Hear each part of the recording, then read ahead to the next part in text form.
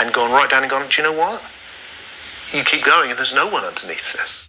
What did we actually know about Jesus Christ the man? What we don't find is this person who appears as some sort of spectre within that historical tableau called Jesus. He doesn't have a mark at all. Now that is a dilemma for those who believe in him, because on the one hand he supposedly overturned the world. It turned the world upside down and triggered off this massive movement, but on the other hand he leaves no trace in the historical record.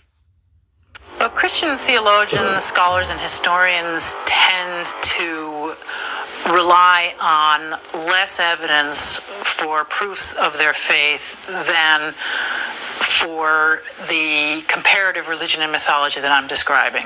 In other words, they will dun me with requests for evidence for every single detail, as much as I can provide, mountains and mountains of it, in a variety of languages, as far back as you can get to the most modern period. And this is what I do, actually. I collected as much as I can find from around the world in as many cultures as possible, dating back as far into antiquity as we possess, all the way up to the most modern research, to show these motifs, to show these origins of various ideas that we find in the New Testament. Now, that is the burden of proof that has been requested of my particular perspective of reality, my thesis. And on the other hand, however, in order to convince themselves that 2,000 years ago, the God of the cosmos came to Earth through the womb of a young virgin girl of a particular ethnicity, performed miracles like healing the blind, walking on water, and raising the dead, transfiguring on a mount, calming a storm, being crucified himself, obviously, and that resurrecting himself from the dead and ascending into heaven, they require, pretty much no proof, no evidence other than the New Testament. A few books, a few hundred pages, that's all they require. And yeah, so that standard is really quite low. There are no physical artifacts from the first century. We don't have any autographs or originals of the Gospels or the epistles. We have no evidence in the literary record of the existence of the canonical Gospels as we have them before the end of the 2nd century. In other words, they're not quoted verbatim anywhere before that. They don't appear in the historical record. Nobody mentions them. We have no evidence showing that they really were written by the people in whose names they are presented. We don't even really have any evidence that those particular individuals, Matthew, Mark, Luke, and John, actually lived as they're depicted in the New Testament.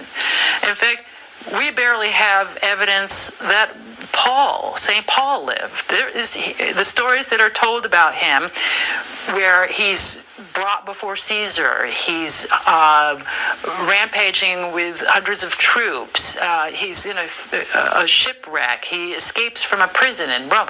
All of these fairly significant events do not make it into the historical record in any way, shape, or form. And so there's no physical artifacts, as I say, from the time that this happened.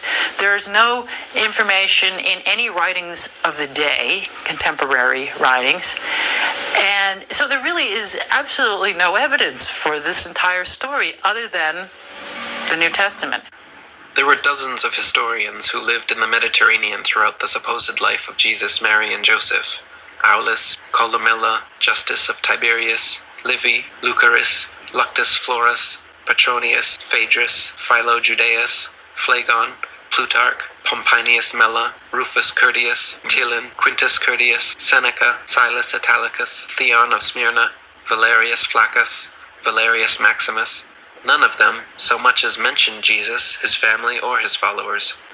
Wouldn't you think someone who was immaculately conceived, who performed miracles, was revered by thousands and hated by thousands more, someone who was crucified for all our sins, then resurrected from death, wouldn't he be mentioned at least once outside the Bible?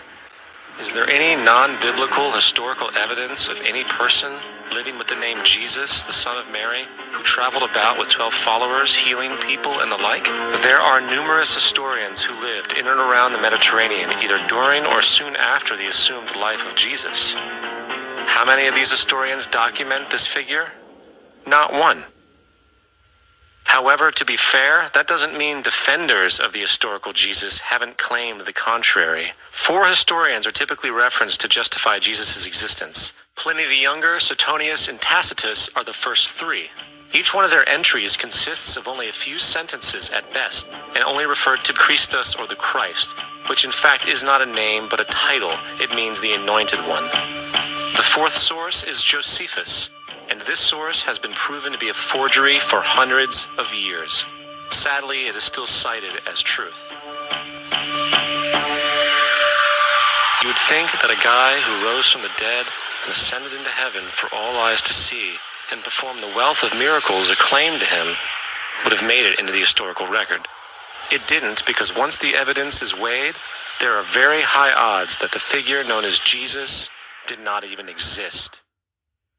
So the first time I heard the concept that Jesus never existed, I was a Christian, man. And I was like, man, what you talking about? You atheists are talking some bullshit now. Obviously, Jesus existed. He's one of the great historic figures, man. We know he was real. Now, maybe you could possibly say that he was just a man and he wasn't the savior they claimed him to be.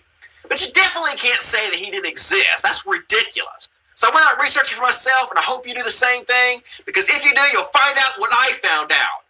There's absolutely no historical fucking evidence that Jesus existed, period. Not a single person wrote a single word about him during the time he supposedly lived. Not a single painting, not a single artifact. He didn't write anything himself down. In fact, there were scholars in the area that he supposedly was during that time who kept track of all the cults in the area, and not a single one of them mentioned him, period. In fact, there's no Roman records at all that Pontius Pilate put him to death. And if you go research it yourself, you'll find out that no one wrote a single word about Jesus down for decades and decades and decades after he supposedly died. And the very first piece of historical evidence that Christians give to try to prove Jesus actually lived is a writing from a guy named Josephus. Well, here's the thing. Josephus wasn't even alive when Jesus was supposedly crucified. He wasn't even born yet. So there's no possible way that he could have laid eyes on Jesus at all. So this is not historical evidence, period. At best, you would consider that hearsay. But here's the thing. We now know that this very best piece of evidence that Christians give that Jesus was a real man is a total forgery. It was forged in the 4th century by a guy named Eusebius, which was an early church father. Eusebius in the 4th century forged Josephus' writings to make it look like Jesus was an actual man. This is what the church does time and time again. They have absolutely no evidence to back up any of the bullshit they try to brainwash you with, so they forge evidence. You'll find this over and over and over again. This is what they do. So then when you go research it and find out that Josephus was a forgery, ask yourself what else they got to prove this shit. Well, the second thing they give is a document by a guy named Tacitus from the 2nd century. Yeah, we're in the 2nd century now. That's how little evidence they got. No evidence whatsoever from the 1st century. So let's go to the 2nd century. And obviously, since we're in the 2nd century, Tacitus was not born when Jesus was, could have never laid eyes on him, and never even said he laid eyes on him.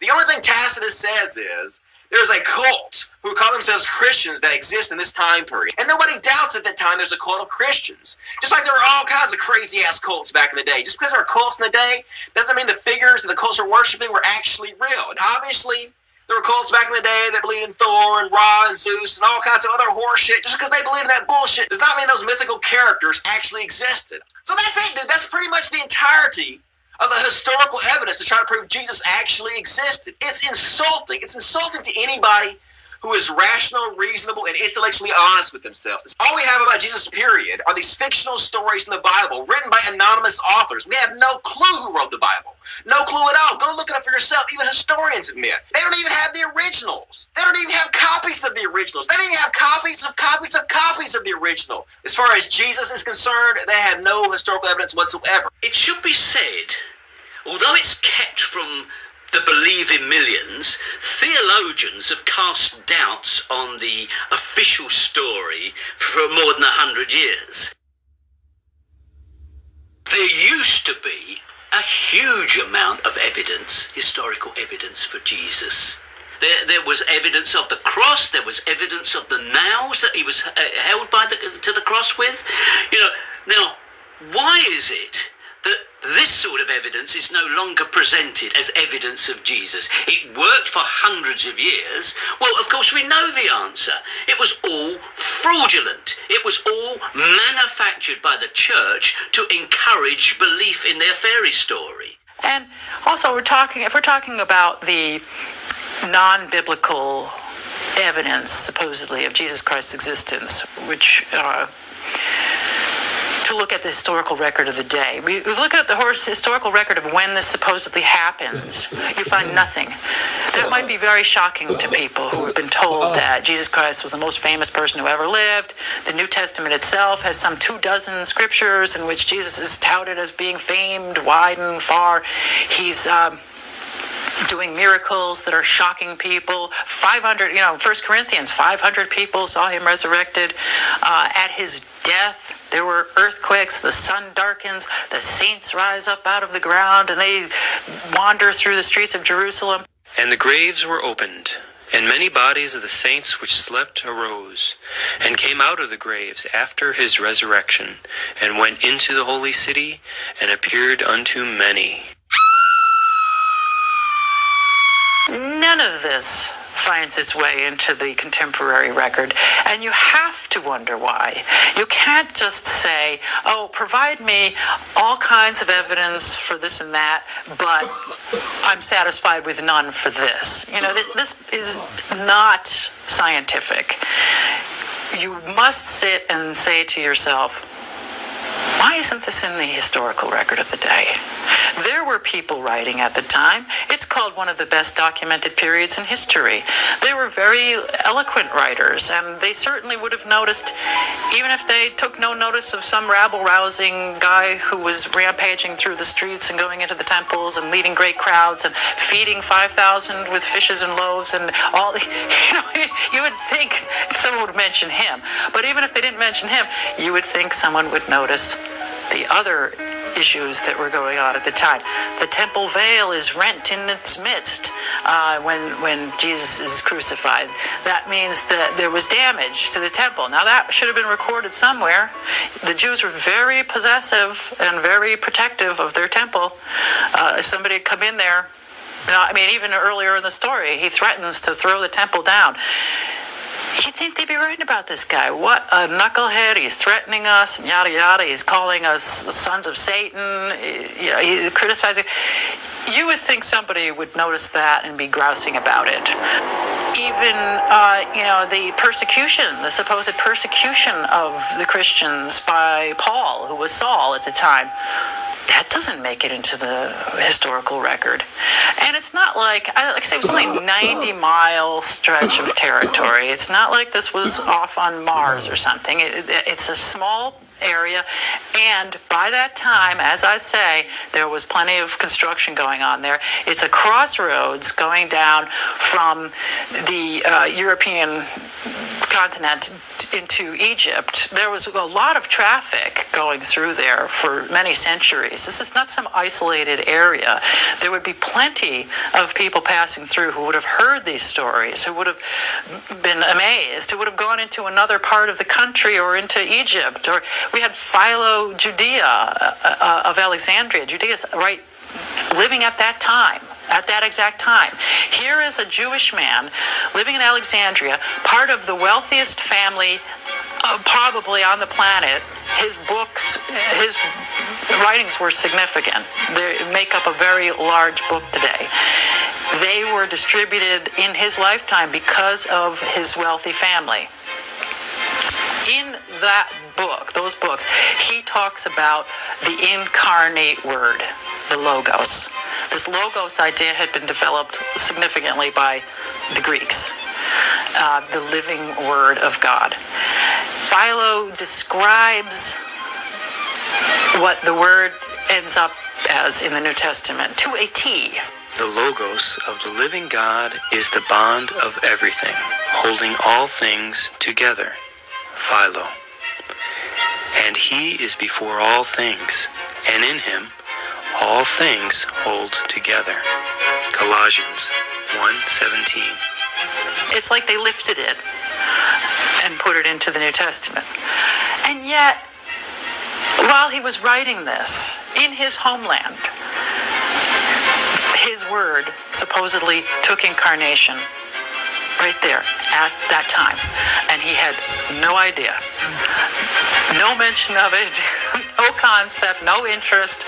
Didn't even say, hey, I hear that my word has taken birth in my homeland. Doesn't even say that. Doesn't say a thing. You have to wonder, why? Is it because it didn't happen? Is it because they used Philo's writings to create this fictional character? If you read Philo's writings, which were published in the mid-20s, before Jesus was doing his ministry, never been heard of. He's still doing his carpentry work, according to Christian tradition. Philo's writings have so many Christian ideas in them that you really have to wonder. If you had that kind of pipeline and your works are that well known, and then sometime later these same ideas end up in, almost verbatim, some of them end up in the gospel story. It seems to be pretty obvious when you factor in all of the factors that you need to understand the context and milieu of the day. The only way you can sustain this story, really, is to have it in a vacuum, is to remove all practicality around it, all the other cultures. Seriously, you would have to be absolutely ignorant of all history, mythology, culture, language of the time in order to maintain that story. Unfortunately, that's what we find. There's quite a lot of ignorance and willful ignorance. I've actually had debates with people who have said, oh, I don't want to know anything about those pre-Christian cultures because they were all evil. I can't give you any evidence then at that point. You've completely closed off. There's no way I can prove a thing if you have no interest in looking at the pre-Christian culture. So, we're in a catch-22 with this one. It becomes a matter of faith. They have no problem. There is that special pleading again. We can believe this without a stitch of evidence because it's faith. But we can't believe anything that you've said without a mountain of evidence that we will still reject at the end of the day. Is the story of Jesus remembered history or a religious fable? When many of the other arguments for a historical Jesus fall over, you will often hear the argument, well, mainstream historians say there was a Jesus, so that must settle it. There must have been a Jesus. It is also the case that many atheists, though convinced that there's no God, will also say, well, I think there was a Jesus. So I want to take a few minutes to convince you that mainstream historians and atheists possibly influenced by them are actually wrong. Now let's first of all clarify just who it is we are talking about. We are not speaking of any old character of the 1st century Galilee who had the name Jesus. There were lots of those, literally thousands, because Yeshua, or Yehoshua, was one of the most common Jewish names of the time.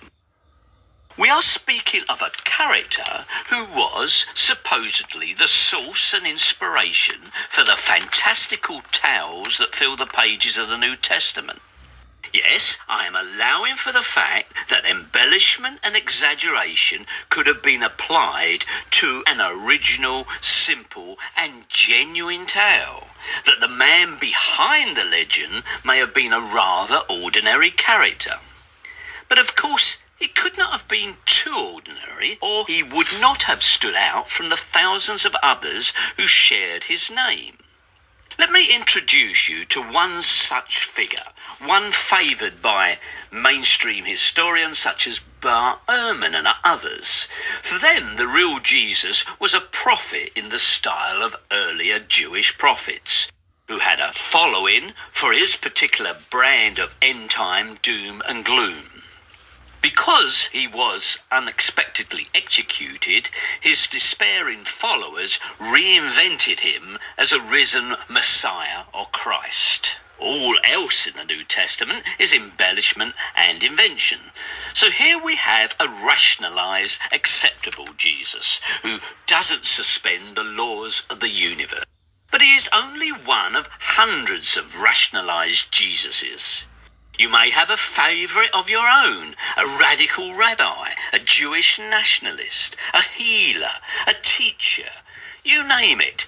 They are all equally valid and all equally speculative, floating free of any factual foundation. Now, why do I say these various alternative Jesuses are speculations?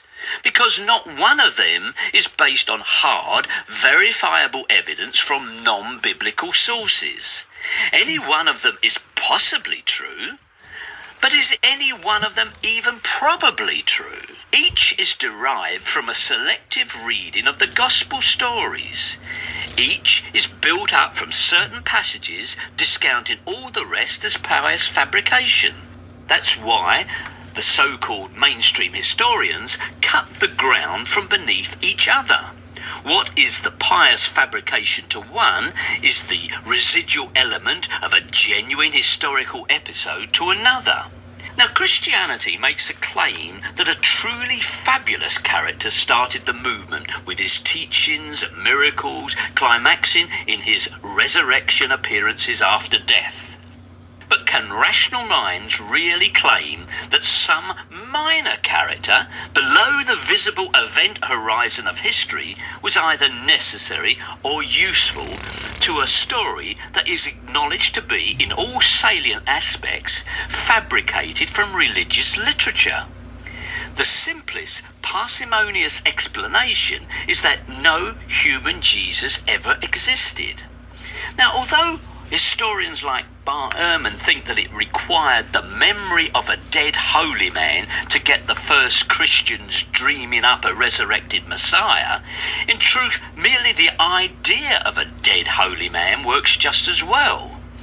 And we can be absolutely certain it was just the idea of a dead holy man, because the one thing we can say about the Gospels is that they were not written by simple, illiterate, Aramaic-speaking fishermen and peasants who knew Jesus, but were written decades later by literate, educated writers who wrote in Greek and were, incidentally, rather hazy about the Jewish landscape.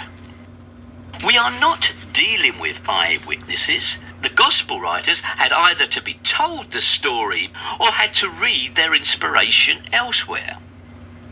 And what could they have read in the holy books of the Jews, translated into Greek centuries earlier? They would have read of healing and resurrection miracles, tales of food multiplication, of divine judgments, of wise prophets in special communication with God, who wander about making pleasing and sometimes enigmatic wisdom statements. They would have read of a suffering servant who takes on the sins of the world, of babies born by divine intervention. In other words, they would have read all the core elements in order to write an inspiring story of a Jewish saviour God-man, a Jesus Christ. All good stuff, of course, for a religious fable. But it isn't history. It isn't true. Now, that has all now been whittled away, apart from certain backwaters.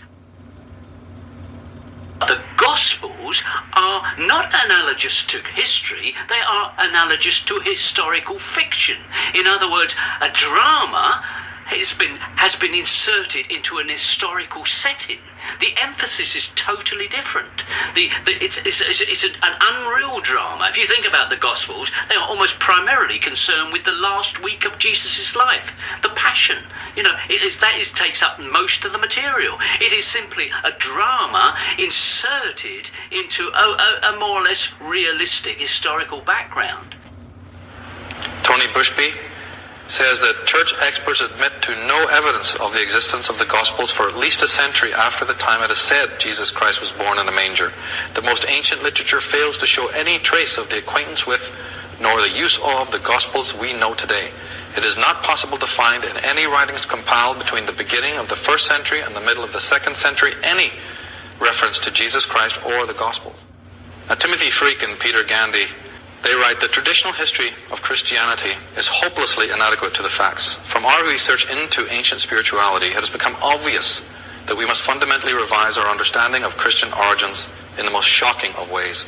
Our conclusion, supported by a considerable body of evidence in our book, The Jesus Mysteries, is that Christianity was not a new religion.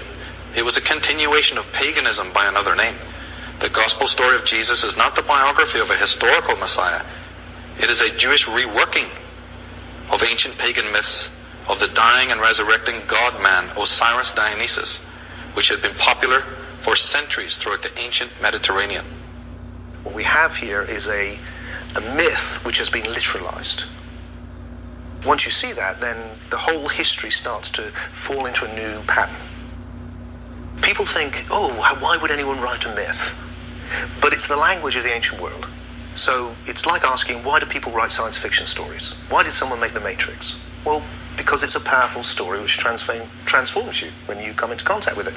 And it is made up of little motifs which have been taken from all over the place, put together in a new order.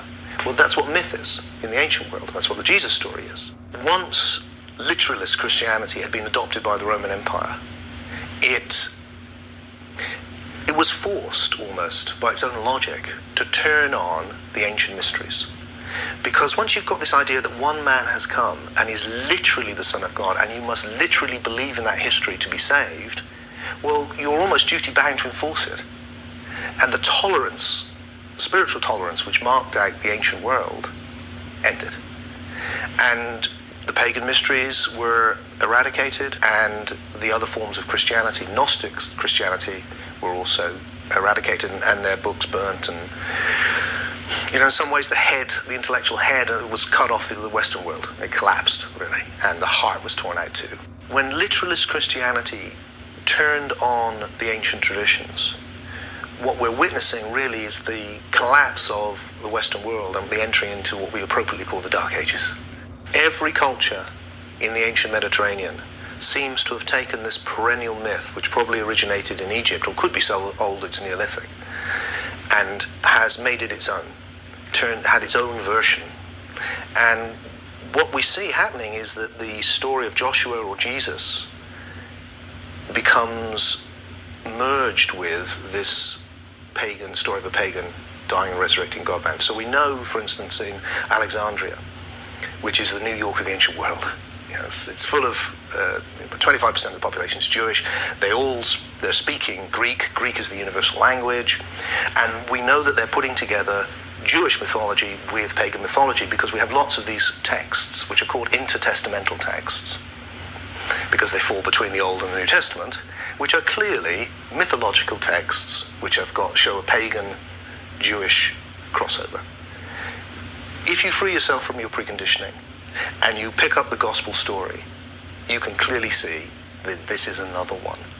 These pagan myths have been merged with the mysteries of Moses and Joshua, which told the story of going to the Promised Land, which was a Gnostic initiatory myth for the Jews, which is then being mixed with this pagan story.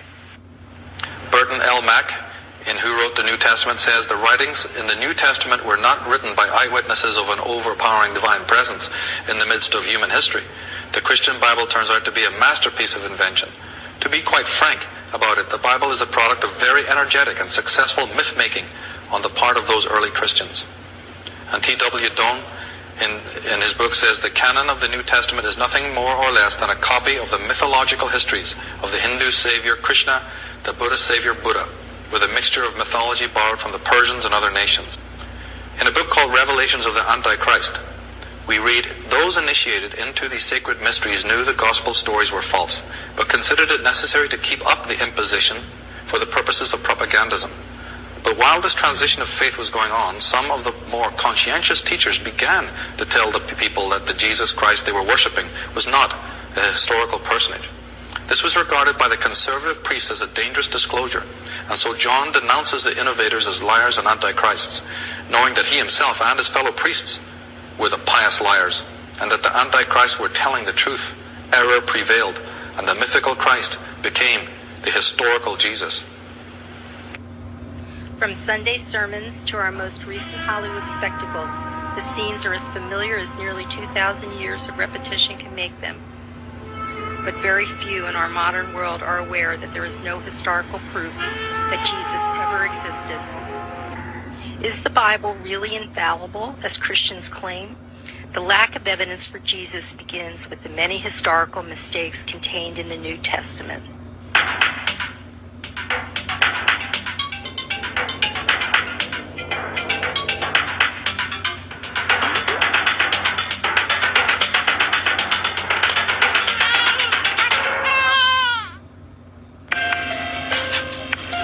Nobody knows when Jesus was born, which is very odd. The Bible story claims everyone, including King Herod the Great and 3 wise men, knew the Messiah had been born in Bethlehem. King Herod even directs the 3 wise men to follow the star. In the Gospel of Luke, after Jesus is born, he is taken to the temple and declared to be the Messiah, so Herod would have known about him right away. But in the Gospel of Matthew, Herod doesn't find out about Jesus until about 2 years later.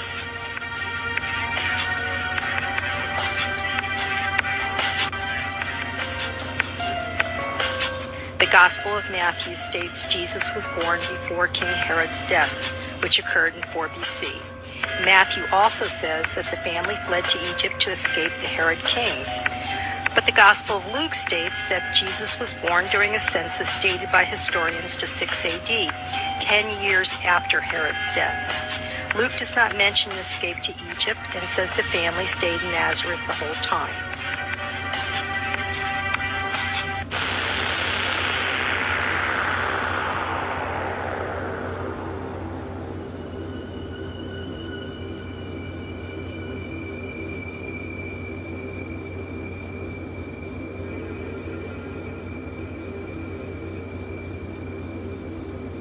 Matthew then says that King Herod killed off all the male infants in an entire town, hoping to murder the baby Jesus. This became known as the slaughter of the innocents.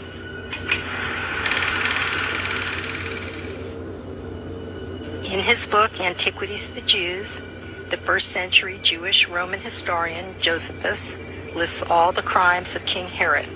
If Herod had murdered the children of an entire area to kill one infant, Josephus would have included it. Josephus doesn't mention it because it never happened. King Herod killing the infants occurs only in the Gospel of Matthew. No other gospel mentions it. Historians of the time do not mention it.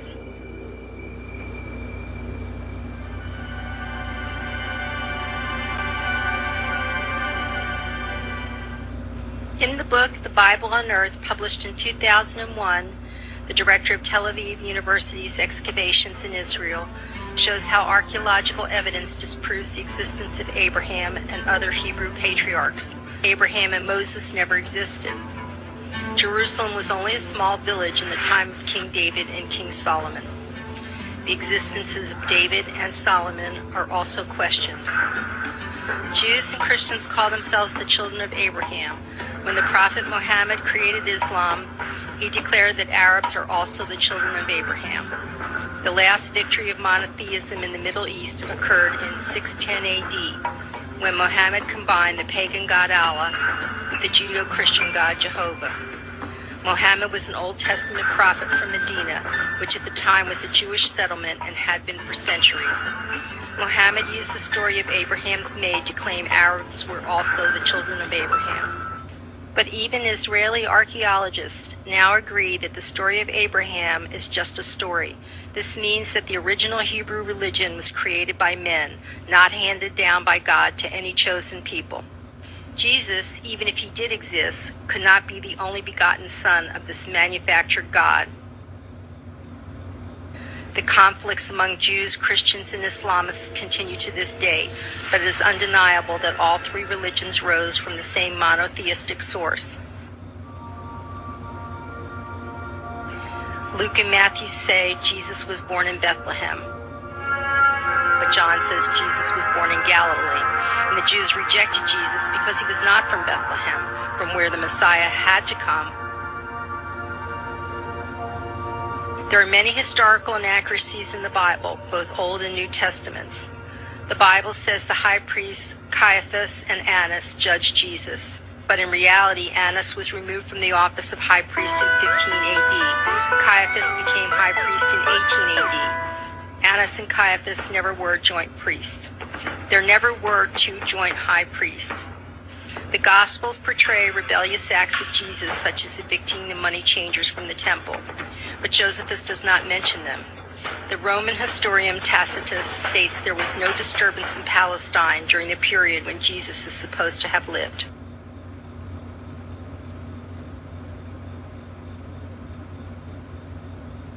Some of the worst mistakes concern Pontius Pilate. In Luke, Pilate sheds the blood of the Galileans and adds it to their sacrifices. This act was committed by another governor many years before Pilate's rule. After the trial of Jesus, Pilate invokes the so-called Passover practice of freeing a prisoner when he asked the Jews to choose between Jesus and Barabbas. No such Passover practice ever existed. As Jesus is whipped through the streets, the Jews were made to shout, "May his blood be upon us," which are exactly the words shouted during the sacrifices of previous Savior gods before Jesus.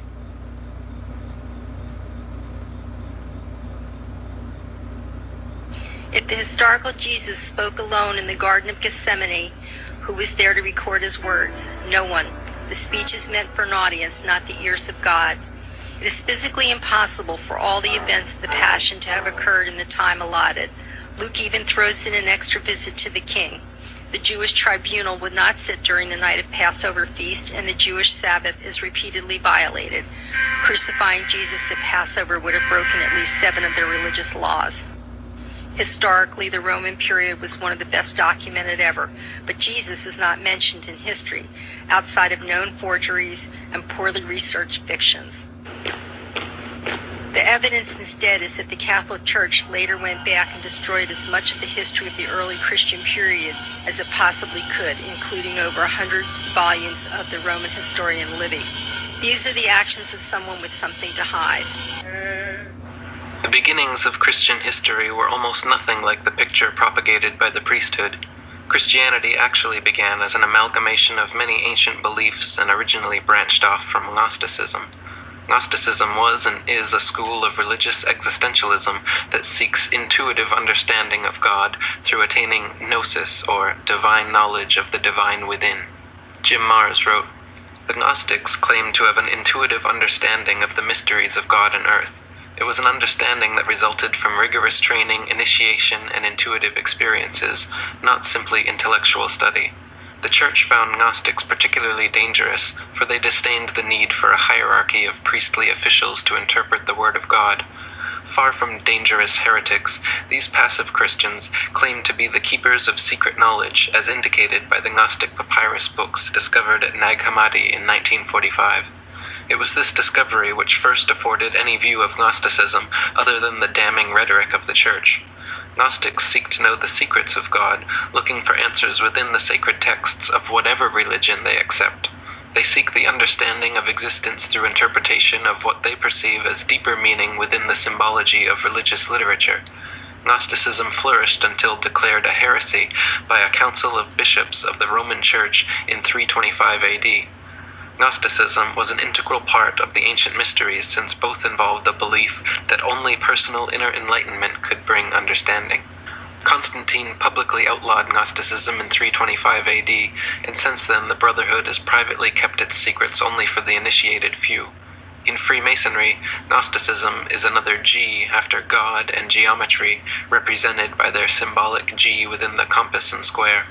According to the Masonic philosopher Manly P. Hall, this knowledge of how man's manifold constitution could be most quickly and most completely regenerated to the point of spiritual illumination constituted the secret or esoteric doctrine of antiquity. The Gnostics claimed to be the original Christians, and they were fervently anti-material, believing in Christ consciousness and the kingdom of God within. The Gnostics focused on attaining gnosis, or spiritual knowledge. They refuted claims of blasphemy from the Orthodoxy, stating that they were the blasphemers. They said the Orthodoxy did not know who Christ is, and read the Bible, especially Genesis, too literally, missing the deeper meaning. Orthodox Christians insisted that Jesus Christ was a historical personage who came in the flesh, had 12 apostles, performed miracles, died on the cross, and was resurrected. The Gnostics insisted that their Christ could never take human form. Gerald Massey wrote, "Christianity began as Gnosticism, refaced with falsehoods concerning a series of facts alleged to have been historical, but which are demonstrably mythical. By which I do not mean mythical as exaggerations or perversions of historic truth, but belonging to the pre-existent mythos. It is obvious that the Roman Church remained Gnostic at the beginning of the 2nd century, and for some time afterwards. Marcion, the great Gnostic, did not separate from it until about the year 136 AD. Titian did not break with it until long after that. In each case, the cause of quarrel was the same.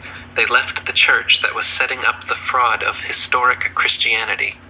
Acharya S. wrote, "So Gnosticism was around long before so-called Orthodox Christianity. The conspirators used the word Docetism to refer to those who refused to believe in the incarnation of Jesus. The earliest Gnostic Christians were not even aware claims that the Christ incarnated in Jesus. Unbeknownst to the Gnostics, so-called Orthodox Christians like Pliny, the Roman Piso family, and others began to propagate the idea that Jesus Christ was a real person. Soon, under Roman law, the greatest heresy became the unacceptance of Jesus as being a historical figure. Bishop and Patriarch of Alexandria, Saint Athanasius, wrote, "Should we understand sacred writ according to the letter, we should fall into the most enormous blasphemies." In other words, it is a most enormous sin to read the Bible literally. Gerald Massey wrote, "The Docete sects, for example, are supposed to have held that the transactions of the gospel narrative did occur, but in a phantasmagoria of unreality. This, however, is but a false mode of describing the position of those who denied that the Christ could be incarnated and become human to suffer and die upon the cross. The Christians who report the belief of the Gnostics, Docete, and others always assume the actual history and then try to explain the non-human interpretation as an heretical denial of the alleged facts.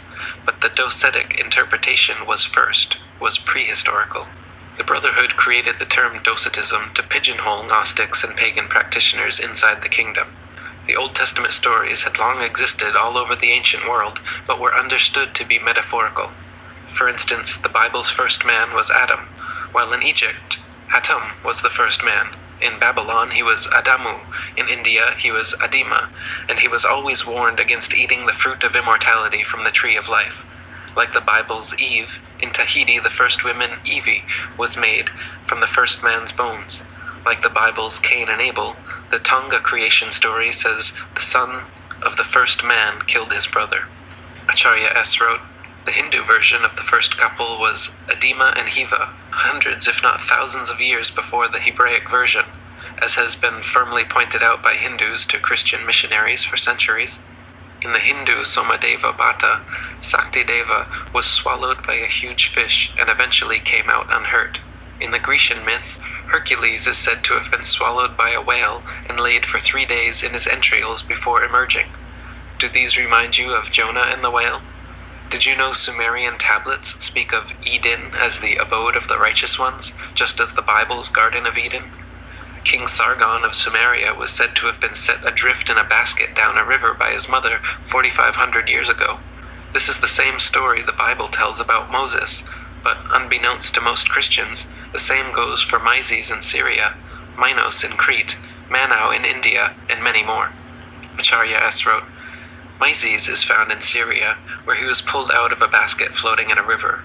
Mises also had tablets of stone upon which laws were written, and a rod with which he did miracles, including parting waters and leading his army across the sea. In addition, Manes, the lawgiver, took the stage in Egypt, and Minos was the Cretan reformer. Jacolia traces the original Moses to the Indian Manau. This name of Manau or Manes is not a substantive applying to an individual man. Its Sanskrit signification is the man par excellence, the legislator. It is a title aspired to by all the leaders of men in antiquity. Long before the Christian era, the Greek god Dionysus was said to turn water into wine as well. The Scandinavian god Odin and Marsyas of Mindanao were said to be hung on a tree and stabbed with a spear, just as Jesus was said to be crucified and stabbed by Longinus's spear. Vishnu, Witoba, and Adonis were all crucified saviors, stabbed in the side as well. Christ, meaning the Anointed One, was a term applied to Attis, Adonis, Tammuz, Osiris, Krishna, and many other pre-Christian gods. Even the name Christ is a variation on Christ, Horus the Anointed One, or Krishna, commonly spelt Krishna or Christos in Bengali, thousands of years before Jesus supposedly walked the earth. Tony Bushby wrote, "The word Christo and its derivations, Christ, Christo, Kist, and Krishna, all appeared in every ancient religious system and showed the original Christo concept was believed to be the personal and invisible mediator and guide between God and everything spiritual in man. The Christ concept has been an ancient religious tradition continually suppressed by the Catholic Church through the centuries." Acharya S. wrote, "At the Council of Nicaea were not only Christian leaders from Alexandria, Antioch, Athens, Jerusalem, and Rome, but also the leaders of many other cults, sects, and religions, including those of Apollo, Demeter, Ceres, Dionysus, Bacchus, Iossos, Janus, Jupiter, Zeus, Dagon, Osiris, and Isis, and Sol Invictus, the invincible sun, the object of Constantine's devotion. The purpose of this council was to unify the various competing cults under one universal or Catholic Church, which, of course, would be controlled by Constantine and Rome. As noted, Rome claimed the ultimate authority because it purported to be founded upon the Rock of Peter. Thus, the statue of Jupiter in Rome was converted to St. Peter, whose phony bones were subsequently installed in the Vatican. In a typical religion-making move, the gods of these other cults were subjugated under a new god and changed into apostles and saints. As stated, it is maintained that during the Nicene Council, the names Jesus and Christ were put together for the first time in the phrase Jesus Christ or Christ Jesus, uniting two of the major factions, with Jesus representing the Jesus of the Druids, Joshua Jesus of the Israelites, Horus of the Egyptians, and Lesios of the Dionysians, and Christ representing the Krishna, Christos of India, the Anointed of the Jews, and Christ of Egypt, among others. It is thus alleged that the phrase Jesus Christ, which had never been a name, does not appear in Greek or Latin authors prior to the First Council of Nicaea. Why do the four Gospels conflict on the most basic matters of Jesus' life? Because originally they represented competing schools of Christian thought. They were eventually brought together in the New Testament because some of these schools agreed that Jesus should be someone who actually lived. Up to 30 other Gospels were left out of the New Testament because their stories of Jesus are clearly fictional. The Gospels that were left out of the New Testament are now called the Gnostic Gospels. Justin Martyr was one of the leading early Christian writers who wanted to make Jesus a historical figure. Justin's writings are available in the original Greek, without later changes made by the Catholic Church. In these original writings, Justin directly quotes the Old Testament over 300 times, often directly naming Old Testament authors, but he never, not even once, quotes Mark, Matthew, Luke, and John. Justin Martyr, who never quotes from the New Testament Gospels, does refer to these Gnostic Gospels. In his writings, Justin continually argues with the Gnostics about whether Jesus really existed. From his writings and others, historians can reconstruct the arguments of the Gnostic Christians who knew that Jesus was not originally a historic figure. Justin's original writings are proof that the four Gospels did not exist before his death in 165 AD.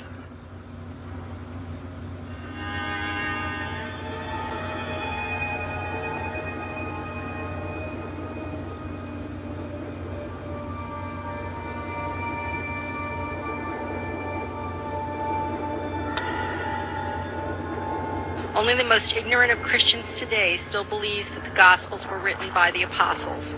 Even the Catholic Encyclopedia admits the apostles did not write them.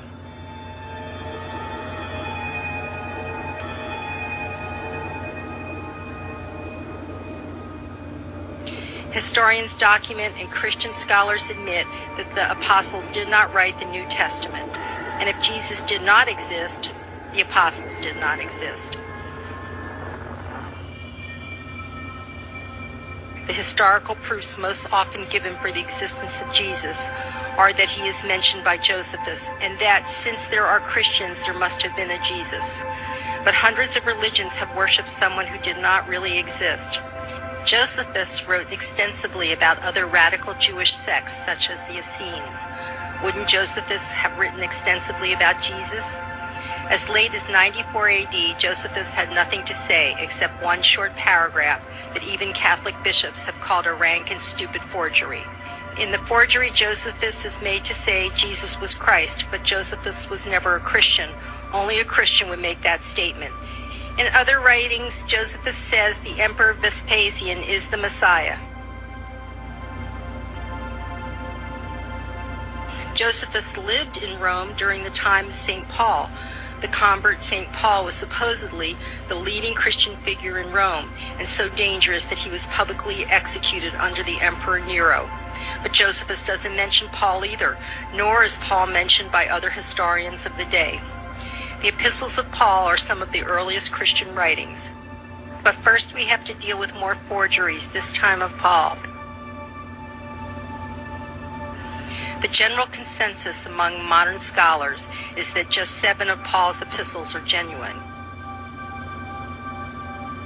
Separate these from the rest of the New Testament, and it becomes clear that Paul only describes the story from the crucifixion onward, and he does not know about the Gospels. He never refers to Jesus of Nazareth or Bethlehem. He does not refer to Judas, Pilate, and the other biblical characters, and does not quote any of the sayings or sermons of Jesus. Many scholars note that these are actually Gnostic in flavor, like the Gnostic Gospels that were not included in the New Testament. Marcion of Pontus, a Gnostic Christian who opposed the attempt to change Jesus into a historical character, called Paul the greatest disciple of Christ. Marcion claimed to have found the epistles of Paul in Antioch and was the first to publish them in Rome. But the Paul Marcion may be referring to is the pre-Christian teacher and philosopher Apollonius of Tyana, a well-known historical figure who lived to about 100 AD. Paul was said to be born in Tarsus. Apollonius was schooled in Tarsus. Paul was said to have fought the wild beasts at Ephesus. The same was said of Apollonius. Both Paul and Apollonius speak of the altar to the god with no name at Athens. Apollonius is a Greek name which, when translated to Latin, becomes Paulus or Paul. Did the Catholic Church eventually hide the pre-Christian Apollonius, the true original author of the Pauline epistles, behind the name Paul of Tarsus? Martin Luther, the creator of Protestantism, stated that Apollonius was the true author of at least one of Paul's epistles. Like the Gnostic Gospels left out of the New Testament, the true epistles of Paul, or Apollonius, relate a story that is mythical, not historical. Justin Martyr was the first and most distinguished Roman Catholic apologist of Christianity. The doctrines of the new religion were so disliked and resisted at its conception, apologists tried to smooth the waves. In the first apology of Justin, he argues that Christianity should be accepted because it is already so similar to existing religions. He wrote, "When we say that he, Jesus Christ, our teacher, was produced without sexual union, was crucified and died and rose again and ascended into heaven, we propound nothing different from what you believe regarding the sons of Jupiter. Entire volumes have been written by Christians comparing Christianity with other pagan religions. Here Justin Martyr admits the metaphorical, not literal, story of Jesus Christ is precisely analogous to pre-existing beliefs regarding Jupiter." Justin Martyr wrote, "And if we even affirm that he was born of a virgin, accept this in common with what you accept of Perseus. And in that we say that he made whole the lame, the paralytic, and those born blind, we seem to say what is very similar to the deeds said to have been done by Aesculapius. Through the course of the book, Justin Martyr admits that Jesus is analogous to the sons of Jupiter, Mercury, Aesculapius, Bacchus, Hercules, Dioscuri, Perseus, and Bellerophon. He admits their immaculate conceptions, miracles, untimely deaths, and ascents into heaven as symbolically purporting the same thing. He also admits Christianity teaches the same things as poets and philosophers, citing Plato, Menander, Sibyl, Hystaspes, and Stoics. Since its inception, Christianity never claimed to be historical, biographical, or even original. As Reverend Robert Taylor said, "This whole affair of which we speak and preach, and which is called gospel, has no reference at all to any person that ever existed or events that ever occurred upon earth."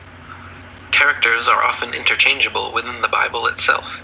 Joseph in the Old Testament is analogous to Jesus in the New Testament. Joseph was born of a miracle birth, had 12 brothers, one of whom, Judah, suggests the sale of Joseph for 20 gold pieces. Jesus was born of a miracle birth, had 12 disciples, one of whom, Judas, who suggested the sale of Jesus for 30 gold pieces. They both began their work at 30. Are we to believe that these are literal people living remarkable, coincidental, analogous existences, or are they personifications, symbols? There are actually, in total, 15 pre-Christian gods who had traits and stories exactly like Jesus Christ. For example, in 900 BC, Krishna was born of a virgin with a star in the east signaling his coming. A tyrant slaughtered thousands of infants trying to kill the newborn king. He was a teacher in the temple and a healer who performed miracles, was crucified between two thieves, and resurrected from death. Around the same time period in Greece lived the god Attis, born of a virgin on December 25th. He was martyred on a crucifix, died for 3 days, and was resurrected. Mithra was a Persian god, circa 1200 BC, who was born of a virgin on December 25th, traveled around with 12 disciples, performed miracles, died for 3 days, and was resurrected. He was called the Truth, the Light, and was worshipped on Sunday. The very same basic storyline that came out of Constantine's Council of Nicaea in 325 AD already existed for thousands of years. Helen Ellerby wrote, "Christianity resembled certain elements of Roman belief, particularly the worship of Mithra, or Mithraism. As protector of the empire, Mithra was closely tied to the sun gods Helios and Apollo. Mithra's birthday on December 25th, close to the winter solstice, became Jesus' birthday. Shepherds were to have witnessed Mithra's birth and were to have partaken in a Last Supper with Mithra before he returned to heaven. Mithra's ascension, correlating to the sun's return to prominence around the spring equinox, became the Christian holiday of Easter. Christians took over a cave temple dedicated to Mithra in Rome on the Vatican Hill, making it the seat of the Catholic Church. The Mithraic high priest's title, Pater Patrum, soon became the title for the Bishop of Rome, Papa or Pope. The fathers of Christianity explained the remarkable similarities of Mithraism as the work of the devil, declaring the much older legends of Mithraism to be an insidious imitation of the one true faith.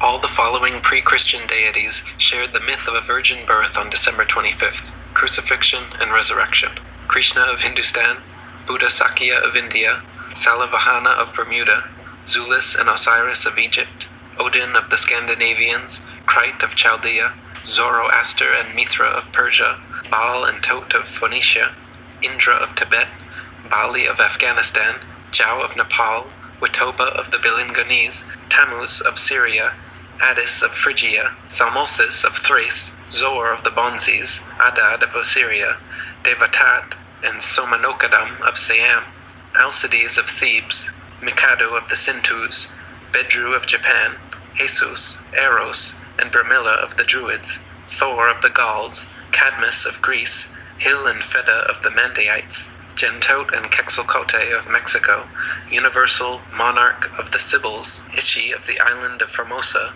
Divine Teacher of Plato, Holy One of Shaka, Fohi and Tian of China, Adonis of Greece, Prometheus of Caucasus, and Ixion and Quirinius of Rome.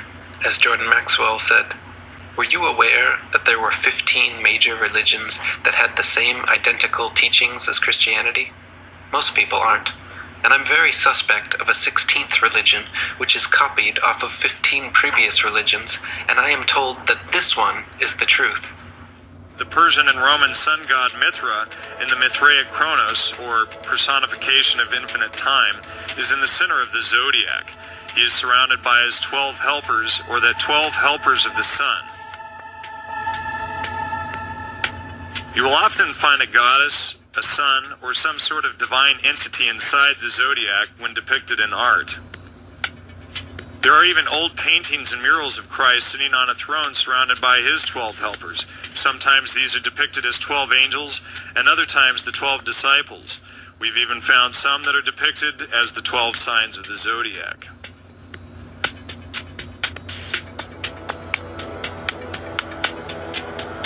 The important thing to know about the deity is that the deity is merely a character.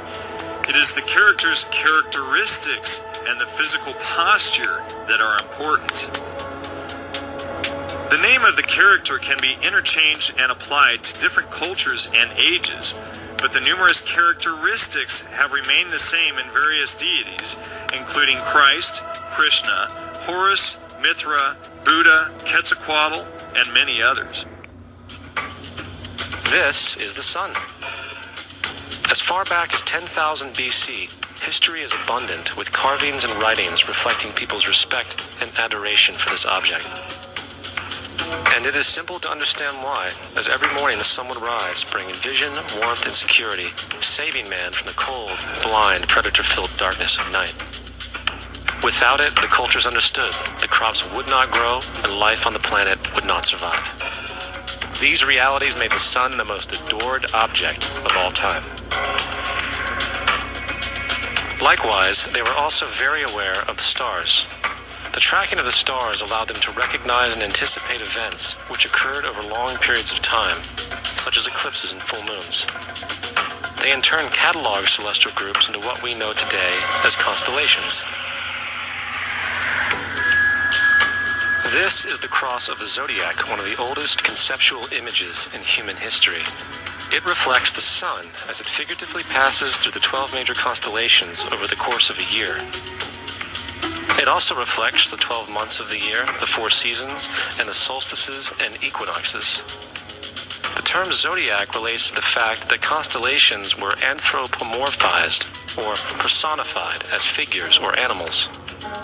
In other words, the early civilizations did not just follow the sun and stars, they personified them with elaborate myths involving their movements and relationships. The sun, with its life-giving and saving qualities, was personified as a representative of the unseen creator or God, God's son, the light of the world, the savior of humankind. Likewise, the 12 constellations represented places of travel for God's son, and were identified by names, usually representing elements of nature that happened during that period of time. For example, Aquarius, the water bearer, who brings the spring rains.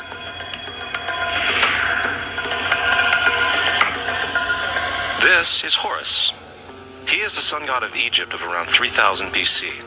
He is the sun anthropomorphized, and his life is a series of allegorical myths involving the sun's movement in the sky. From the ancient hieroglyphics in Egypt, we know much about this solar messiah. For instance, Horus, being the sun or the light, had an enemy known as Set, and Set was the personification of the darkness or night. And, metaphorically speaking, every morning Horus would win the battle against Set, while in the evening Set would conquer Horus and send him into the underworld. It is important to note that dark versus light, or good versus evil, is one of the most ubiquitous mythological dualities ever known, and is still expressed on many levels to this day. Now, probably the most obvious of all the astrological symbolism around Jesus regards the 12 disciples. They are simply the 12 constellations of the zodiac, which Jesus, being the sun, travels about with. In fact, the number 12 is replete throughout the Bible.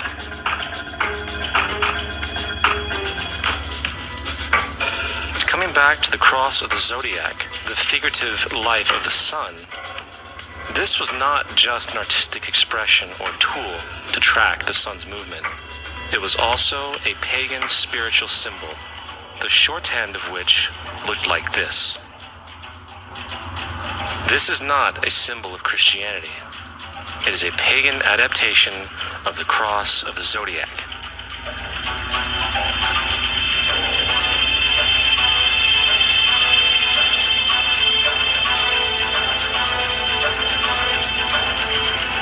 This is why Jesus in early occult art is always shown with his head on the cross, for Jesus is the Son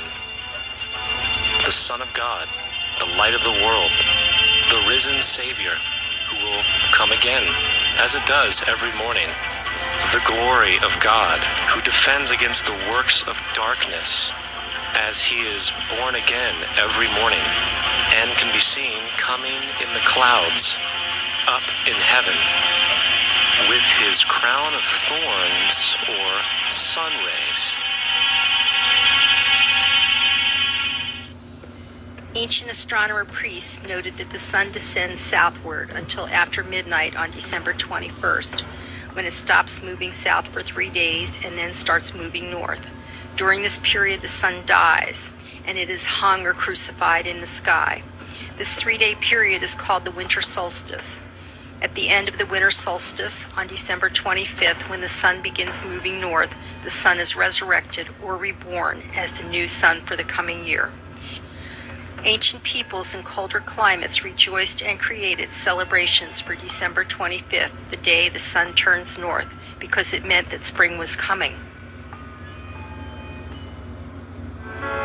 In order to better understand these yearly celestial cycles, let's begin in spring. At 8:30 a.m., we see that the sun is above the horizon, and behind it is the constellation Pisces. And as we fast forward to autumn, we notice that the sun appears to remain in the same region of the sky at this particular time of day. And if we fast forward 2 months, we see that the sun appears to be in a completely new location at this exact same time of morning. When we superimpose the position of the sun at 8:30 a.m. in the early autumn with the position of the sun on Christmas morning at this very same time of day, the movement is obvious. This falling occurs under the sign of Scorpio in the autumn. The scorpion is the backbiter. It can betray you by looking you in the eye while it stings you with its tail. And when stung, the bite of a scorpion can resemble 2 lips like a kiss. This is symbolized in Scripture with the story of Judas, and Judas betrays Jesus with a kiss, and from this point forward, Jesus is symbolically falling to his death.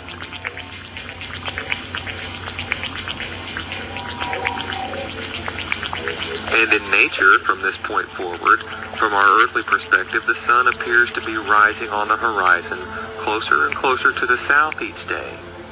It's been falling to its death since its brush with the scorpion.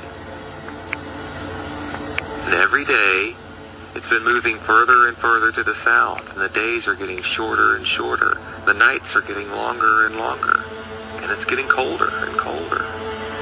On the first day of the winter solstice, December 21st, the sun will not only cease its apparent descent into this abyss, but it also stops this southerly movement. And for 3 days, the sun will appear to rise on the horizon in the exact same place.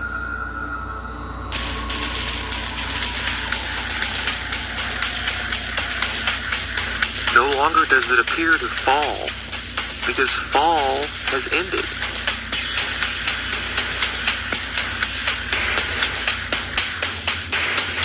After the sun has appeared to be dead for 3 days, having not moved in its usual fashion, it begins to move in the opposite direction, to the north, and the cycle continues. Horus was born under a star to the Virgin Isis. Jesus was also said to have been born under a star to a Virgin Mother. This is all part of a microcosmic personification of an event occurring in the sky in the morning hours of December 25th. It's a clever way to represent that which is above and that which is below by depicting the actual star and the personified deity.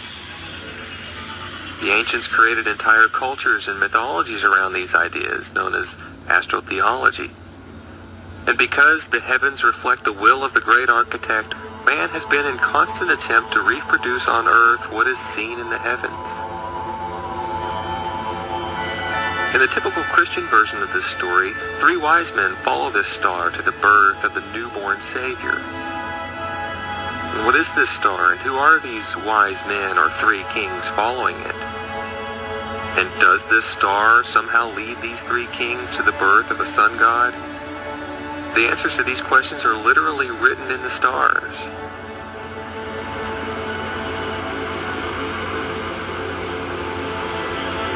During the Christmas season, you can go outside at night and look to the east, and there on the horizon you will see the real 3 kings of the east.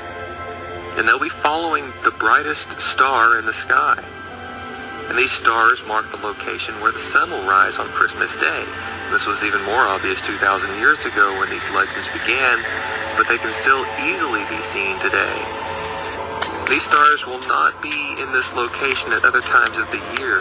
They sweep down to form this alignment during the solstice, or during the Christmas season. It's rather precise, actually, and you can see it with your own eyes. If you go outside during the evening in mid-December, look to the eastern horizon, and wait until you see Orion's belt rise on the horizon, you'll notice that it's been dark for quite some time while you wait for this to happen. But if we wait 1 month and go outside during the evening in mid-January, the sky will look completely different. Now, when you look to the eastern horizon and wait until you see Orion's belt rising on the horizon, you will notice that it's too light outside to see any stars, and Orion's belt cannot be seen on the horizon. But if we go back to December 24th, Christmas Eve, and you go outside and you wait until you see Orion's belt appear on the eastern horizon, you will notice that these 3 stars appear to begin their journey across the sky immediately at dusk. This constellation rises on the horizon just when the sky is dark enough to expose the stars. And these stars travel further across the night sky on Christmas Eve than they do any other night.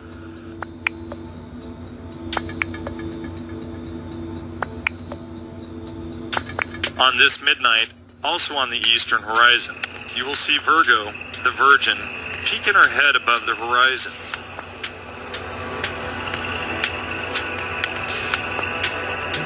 By 3:30 a.m. on Christmas morning, the Virgin is completely above the horizon.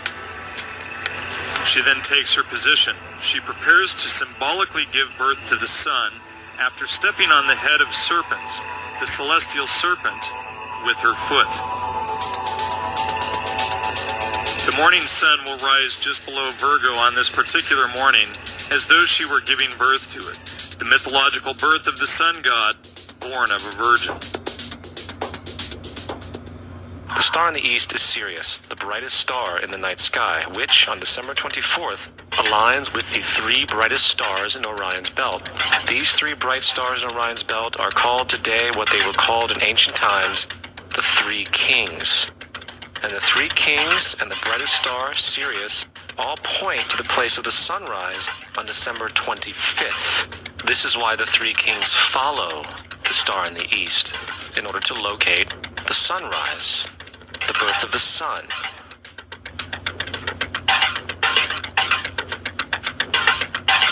The Virgin Mary is the constellation Virgo, also known as Virgo the Virgin.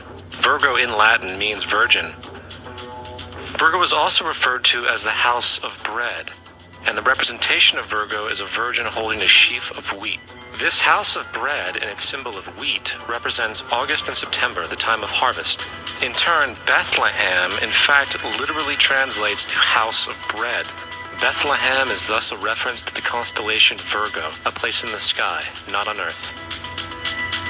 There's another very interesting phenomenon that occurs around December 25th, or the winter solstice. From the summer solstice to the winter solstice, the days become shorter and colder. And from the perspective of the northern hemisphere, the sun appears to move south and get smaller and more scarce. The shortening of the days and the expiration of the crops when approaching the winter solstice symbolized the process of death to the ancients. It was the death of the sun. And by December 22nd, the sun's demise was fully realized, for the sun, having moved south continually for 6 months, makes it to its lowest point in the sky. Here a curious thing occurs. The sun stops moving south, at least perceivably, for 3 days. And during this 3-day pause, the sun resides in the vicinity of the Southern Cross, or Crux, constellation. And after this time, on December 25th, the sun moves 1 degree, this time north, foreshadowing longer days, warmth, and spring. And thus it was said, the sun died on the cross, was dead for 3 days, only to be resurrected or born again. This is why Jesus and numerous other sun gods share the crucifixion, 3-day death, and resurrection concept. It is the sun's transition period before it shifts its direction back into the northern hemisphere, bringing spring and thus salvation.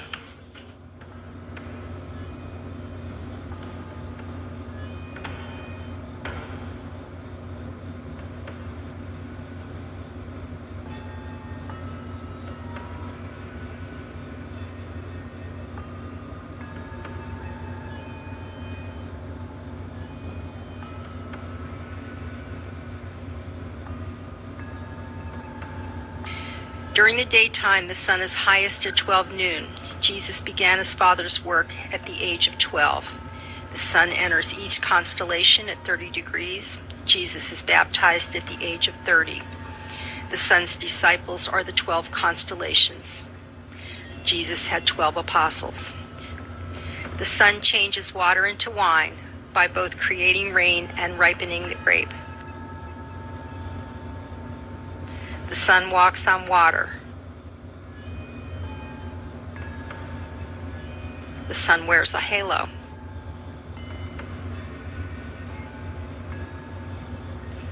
It is very easy to demonstrate that the story of Jesus in the New Testament is meant to be yet another astrological tale of the sun's passage through the year. Jesus is born between a horse and a goat, the symbols of Sagittarius and Capricorn. Jesus is baptized by John the Baptist, the water bearer, also the symbol of Aquarius. The first disciples were fishermen, corresponding with the symbol of Pisces. Jesus is called the Good Shepherd, corresponding to the lamb or ram of Aries. The sign of Aries was named for the spring months when the lambs were born. The Taurus sign was named for the months of April and May, when bulls were used to till the fields. Jesus tells the parables of sowing and tilling the fields. Jesus speaks of duality, symbolized by the sign of Gemini. Next, Jesus speaks of backsliders, which corresponds to the sign of Cancer.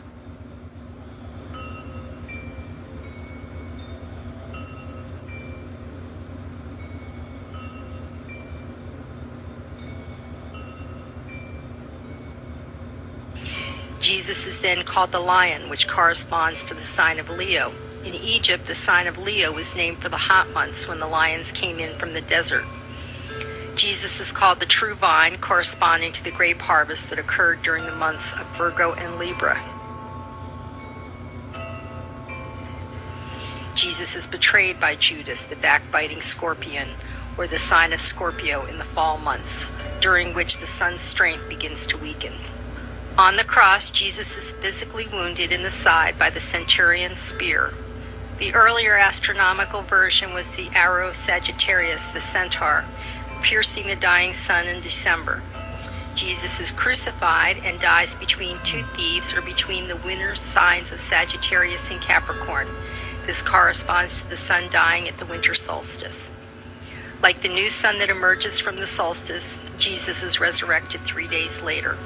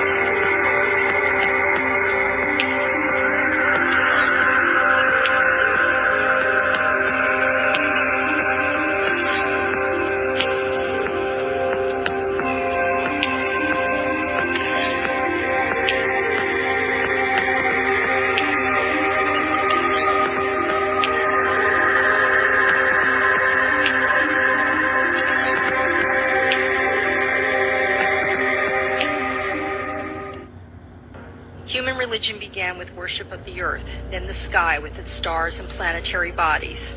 As their knowledge grew, humans began to understand the importance of the sun for their survival. They depended on the sun not only for warmth, but for plants and crops to grow. Sun worship originally involved a pantheon of gods. The major figure represented the sun, and the minor gods and goddesses would represent the other planets and stars or the constellations. The Egyptian pharaoh Akhenaten achieved the first success in worship of the sun alone, creating what we now call monotheism. It was short-lived, but Akhenaten's separatist priests formed their own mystery school, which later came to influence the Greek sage Pythagoras. They also merged with the Babylonians, who began to turn towards monotheistic worship of one of their gods, Marduk. The Babylonian priests influenced the Judean priesthood during what is known as the Babylonian captivity. The Judean priesthood began to separate the Jewish war god Yahweh from the rest of their pantheon, creating what we now call Judaism.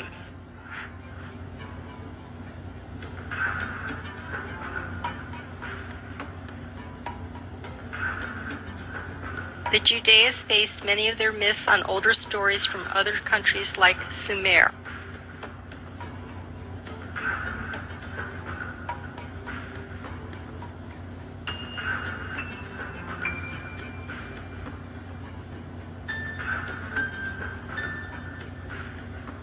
Modern astronomers continue to validate the ancient system called the Great Year.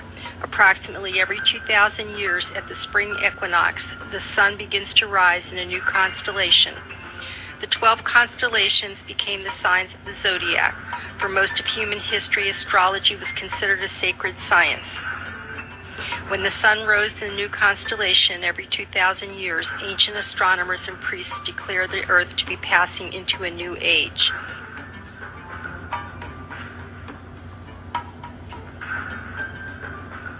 In our modern times, the age of Pisces is now passing into the age of Aquarius. It takes the sun 26,000 years to rise in all 12 constellations before the cycle starts over again. Ancient knowledge of the Great Year is found worldwide.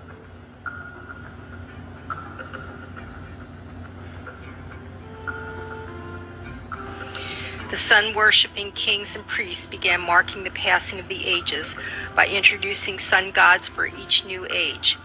Sometimes the god of the passing age would have a son for the new age.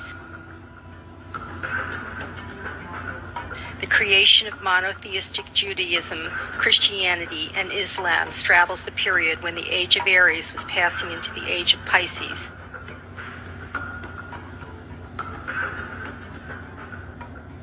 Now, Zaxby's put the lemon pepper you love on the chicken you love. Who's got the sauce? Zaxby's. Now, the Bible reflects, broadly speaking, a symbolic movement through 3 ages while foreshadowing a 4th. In the Old Testament, when Moses comes down Mount Sinai with the 10 Commandments, he is very upset to see his people worshiping a golden bull calf. In fact, he shattered the stone tablets and instructed his people to kill each other in order to purify themselves. Most biblical scholars will attribute this anger to the fact that the Israelites were worshiping a false idol or something to that effect. The reality is, the golden bull is Taurus the bull, and Moses represents the new age of Aries the ram. This is why Jews even today still blow the ram's horn. Moses represents the new age of Aries, and upon the new age, everyone must shed the old age. Other deities mark these transitions as well, such as Mithra, a pre-Christian god who kills the bull in the same symbology. Now Jesus is the figure who ushers in the age following Aries, the age of Pisces, or the 2 fish. Fish symbolism is very abundant in the New Testament. Jesus feeds 5,000 people with bread and 2 fish. When he begins his ministry walking along Galilee, he befriends 2 fishermen who follow him. And I think we have all seen the Jesus fish on the back of people's cars. Little do they know what it actually means. It is a pagan astrological symbolism for the sun's kingdom during the age of Pisces. Also, Jesus' assumed birth date is essentially the start of this age. At Luke 22:10, when Jesus is asked by his disciples where the last Passover would be, Jesus replies, "Behold, when ye are entered into the city, there shall a man meet you, bearing a pitcher of water. Follow him into the house where he entereth in." This scripture is by far one of the most revealing of all the astrological references. The man bearing the pitcher of water is Aquarius, the water bearer, who is always pictured as a man pouring out a pitcher of water. He represents the age after Pisces, and when the sun, God's son, leaves the age of Pisces, Jesus, it will go into the house of Aquarius, as Aquarius follows Pisces in the precession of the equinoxes. All Jesus is saying is that after the age of Pisces will come the age of Aquarius.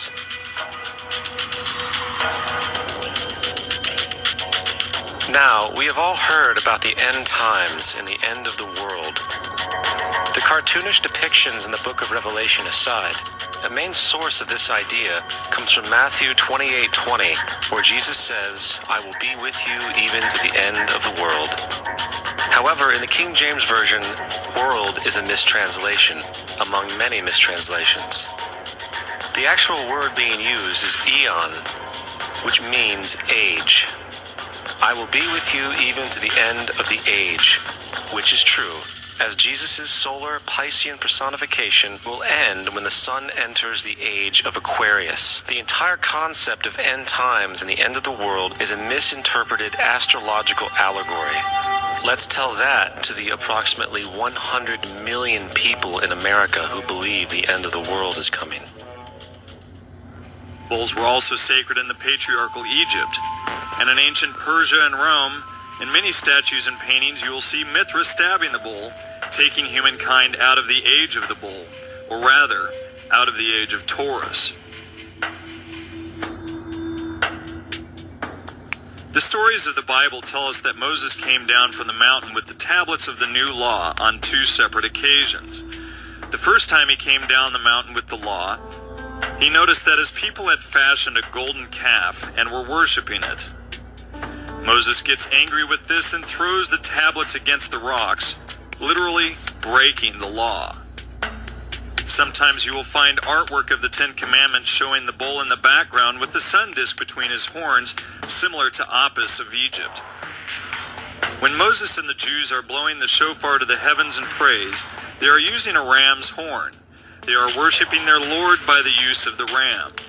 Moses is often depicted with horns coming out of his head as a representation of Aries, the ram. This head of Moses resembles that of biblical tradition, and biblical tradition reflects the old mystery schools. The wrinkled face and heavy eyebrows, the forehead bearing horns in accordance with the tradition of the mystery play actors. In other words, the story of the sun and stars was kept alive in the mystery schools. One of the characters was Moses, and he represented the ram of Aries by showing him with ram's horns on his head. This filtered down into religious traditions by showing Moses with horns on his head, or his followers blowing the ram's horn in worship. This is not some form of devil worship. It is symbolic of the age of Aries. The previous age was Taurus, the bull. This is the bull, or rather the age, which the Moses character was leading his people away from. This age of the ram ended with the slaughter of the ram when Father Abraham, the father of Christianity, slaughtered a ram instead of his son. Just as Mithra kills the bull to usher in the age of the ram, Abraham kills the ram of Aries to usher in the next age, the age of Pisces.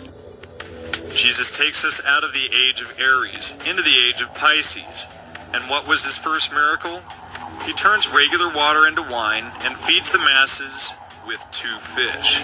These represent the 2 fish of Pisces. Jesus was the fisher of men. Christians today often put a fish symbol on the back of their car or on their clothes. The Pope's mitre is a fish head, looking exactly like the fish heads representing the age of Pisces, the age of Christianity, the age of the fish. Furthermore, the character of Jesus being a literary and astrological hybrid is most explicitly a plagiarization of the Egyptian sun god Horus. For example, inscribed about 3,500 years ago on the walls at the Temple of Luxor in Egypt are images of the Annunciation, the miracle conception, the birth, and the adoration of Horus. The images begin with Thoth announcing to the Virgin Isis that she will conceive Horus, then Neph, the Holy Ghost, impregnating the Virgin, and then the virgin birth and the adoration. This is exactly the story of Jesus' miracle conception. In fact, the literary similarities between the Egyptian religion and the Christian religion are staggering.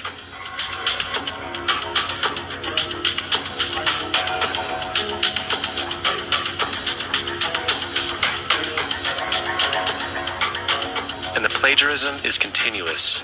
The story of Noah and Noah's Ark is taken directly from tradition. The concept of the Great Flood is ubiquitous throughout the ancient world, with over 200 cited claims in different periods and times. However, one need look no further for a pre-Christian source than the Epic of Gilgamesh, written in 2600 BC. This story talks of a great flood commanded by God, an ark with saved animals upon it, and even the release and return of a dove, all held in common with the biblical story among many other similarities. And then there is the plagiarized story of Moses. Upon Moses' birth, it is said that he was placed in a reed basket and set adrift in a river in order to avoid infanticide. He was later rescued by a daughter of royalty and raised by her as a prince. This baby in a basket story was lifted directly from the myth of Sargon of Akkad of around 2250 BC. Sargon was born, placed in a reed basket in order to avoid infanticide, and set adrift in a river. He was in turn rescued and raised by Aki, a royal midwife. Furthermore, Moses is known as the lawgiver, the giver of the Ten Commandments, the Mosaic Law.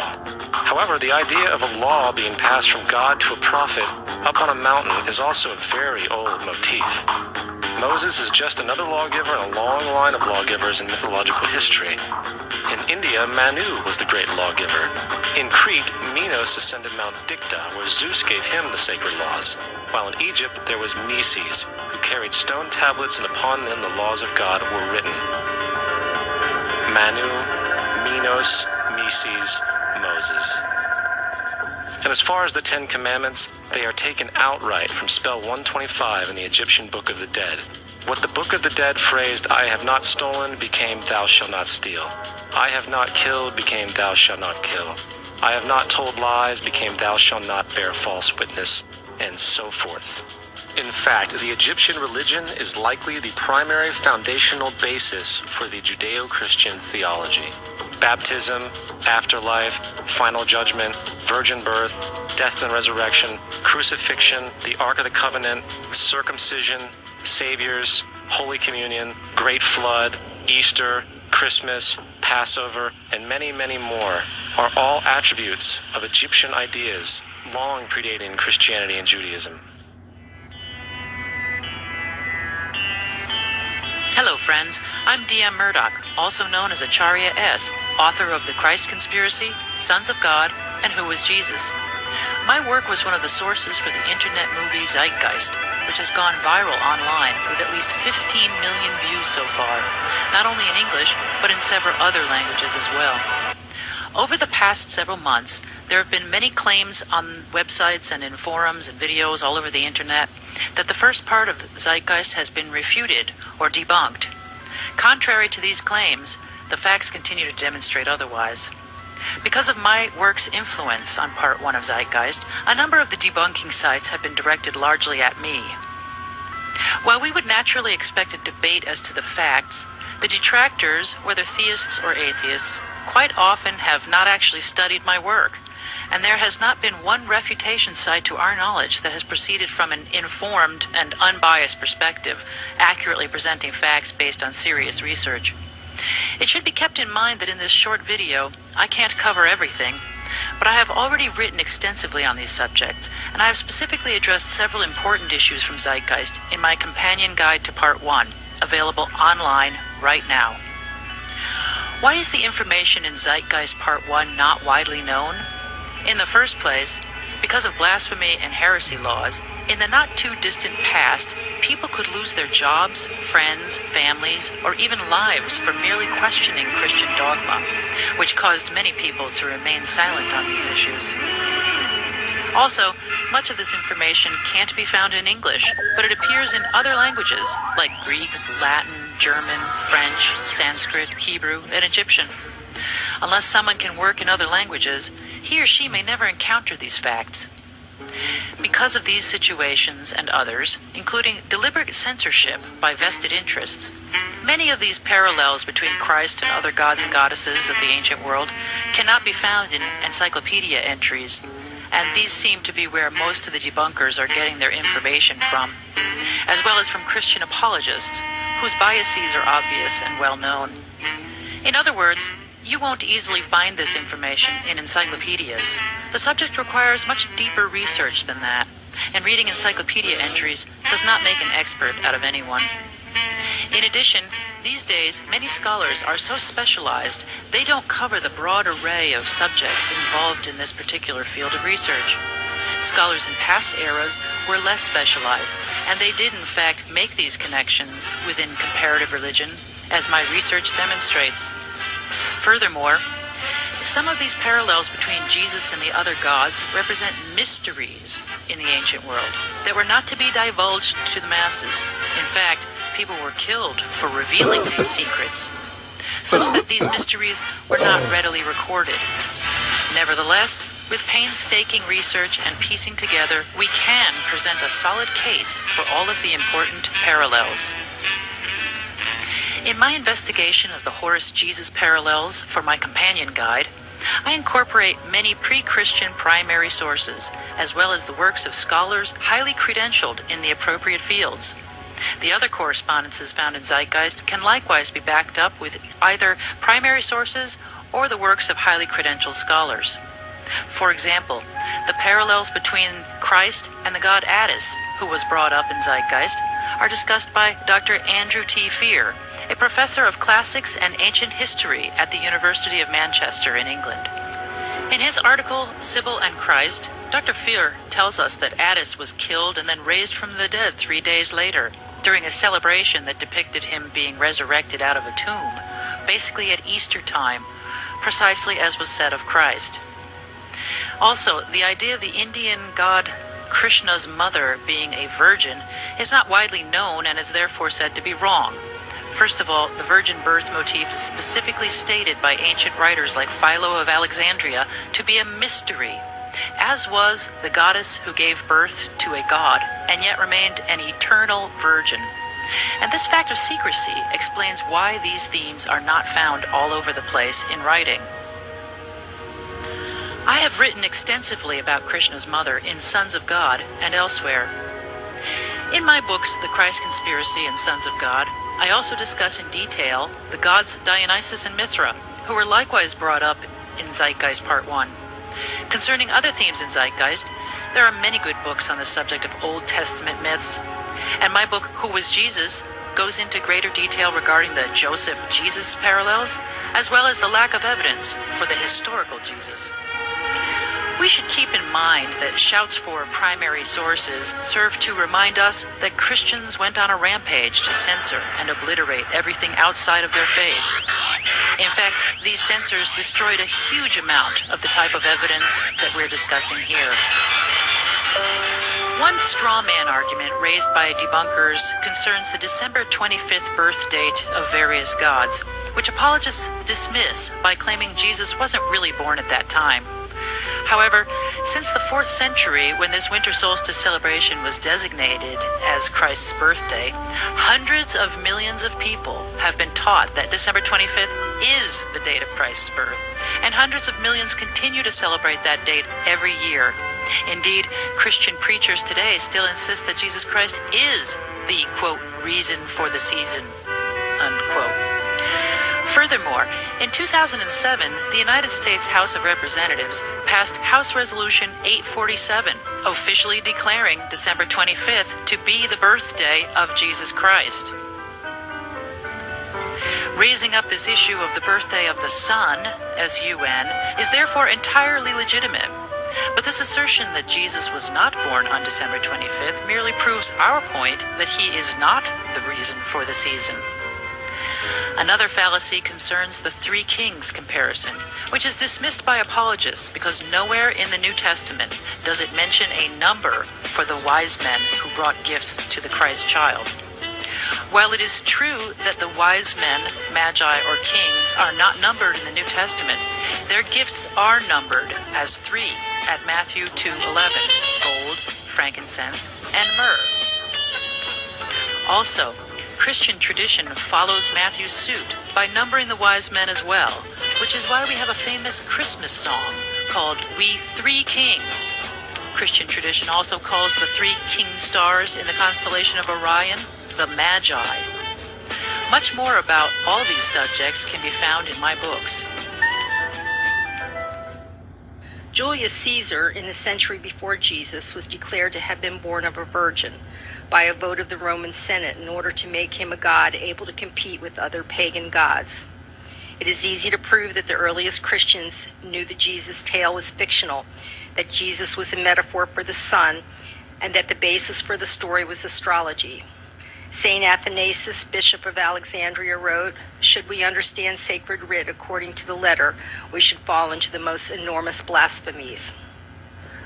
Early converts to Christianity were forced to recite a curse that Jesus was not the Son. The Therapeutes are noted by, among others, the Jewish historian Philo. Philo said they worshiped the Son. Possibly a Therapeutan himself, Philo wrote of the trial and crucifixion of a suffering servant, but he does not mention Christ or Christianity in connection with these events. Instead, Philo's work was later adapted for the initial creation of the mythical Christ figure. The Therapeutes were an ancient network of religious brotherhoods. They eventually became known as the Gnostics. The 4th century AD Christian historian Eusebius admitted that the Therapeutes were the same as the Gnostics. Eusebius also drew a clear distinction between the Therapeutes and the Jewish Essenes.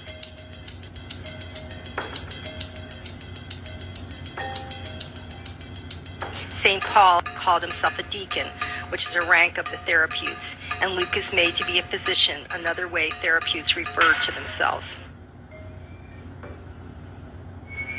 The Therapeutan mystery schools link Britain and Europe through Palestine to India and then all the way to China.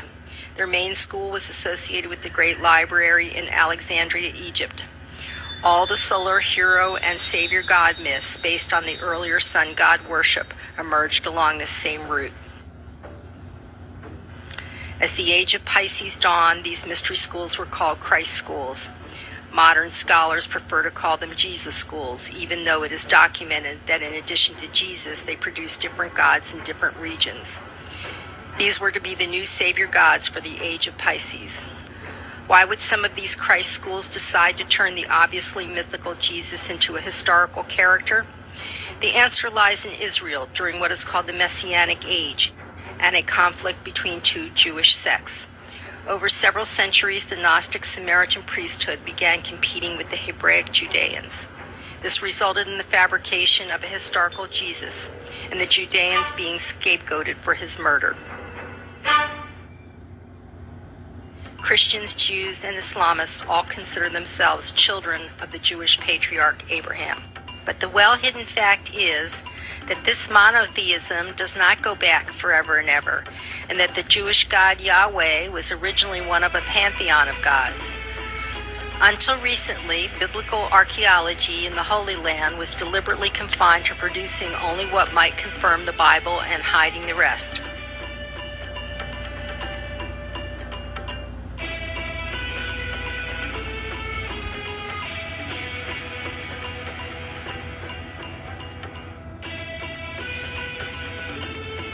But unavoidable discoveries like the Dead Sea Scrolls have opened the floodgates. Archaeologists are even finding physical evidence proving that Israelites originally worshiped Yahweh along with a wife or consort.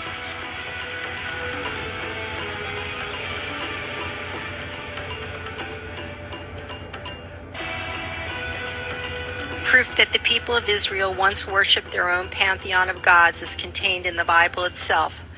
The biblical words Elohim, Baalim, and Adonai refer to plural gods, no matter how many religious translators try to hide them behind a singular word, Lord.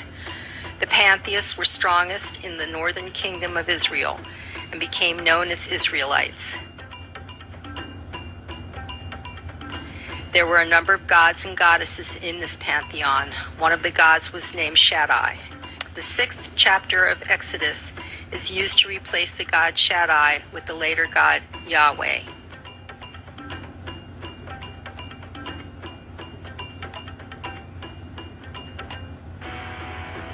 The Baal gods mentioned in the Old Testament were worshipped by some of the Israelites.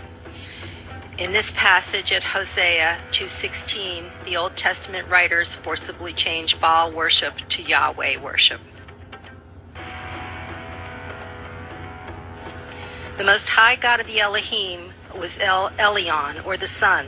Among the Israelites, his priesthood was called the Order of Melchizedek. These priests worshipped other gods descended from Elyon, including a god called Moloch, who for a time was considered the same as Yahweh.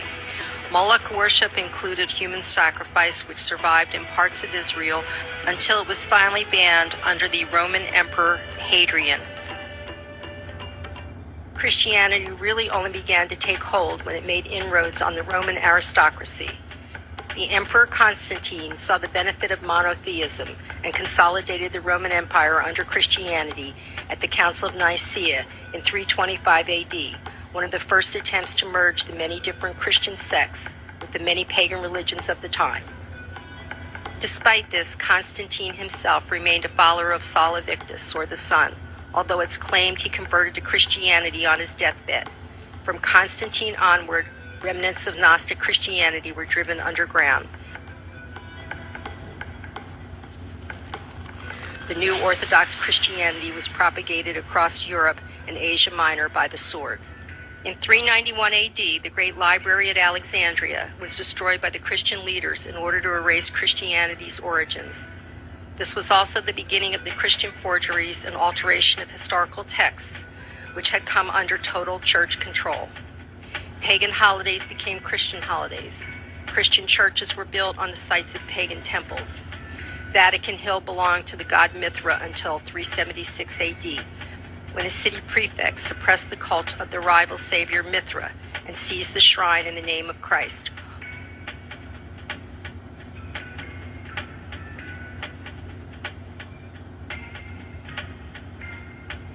The Archbishop Chrysostom boasted of this destruction.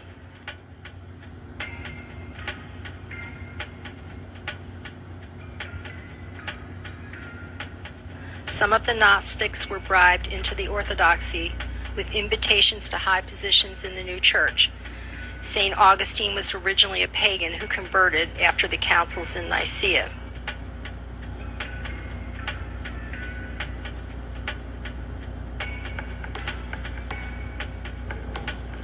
Finally came the notorious Inquisitions, beginning in 1184 AD. There is no historical mention of any of the holy sites in Jerusalem being Christian before 326 AD, when the Roman Emperor Constantine sent the Christian bishops and his own mother Helena to the Holy Land to find, or as it turned out, invent, the sites described in the New Testament. That these holy sites are of much later date can be proved by examining the writings of the earliest Christians.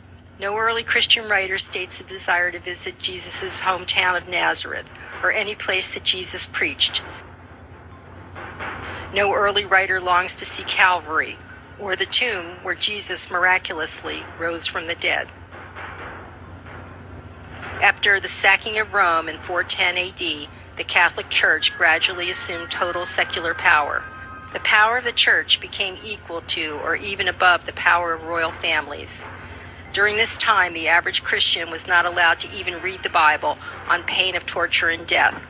Only the priests and bishops were allowed to read the original Latin and pass their version of the word on to the Christian followers in the form of sermons. This lasted until the 16th century AD and the Protestant Reformation, when anti-Catholic Christians risked their lives and began printing the Bible in common tongues such as English and German. It was only then, well over 1,000 years after the supposed crucifixion of Jesus, that the many discrepancies in the Bible began to be recognized.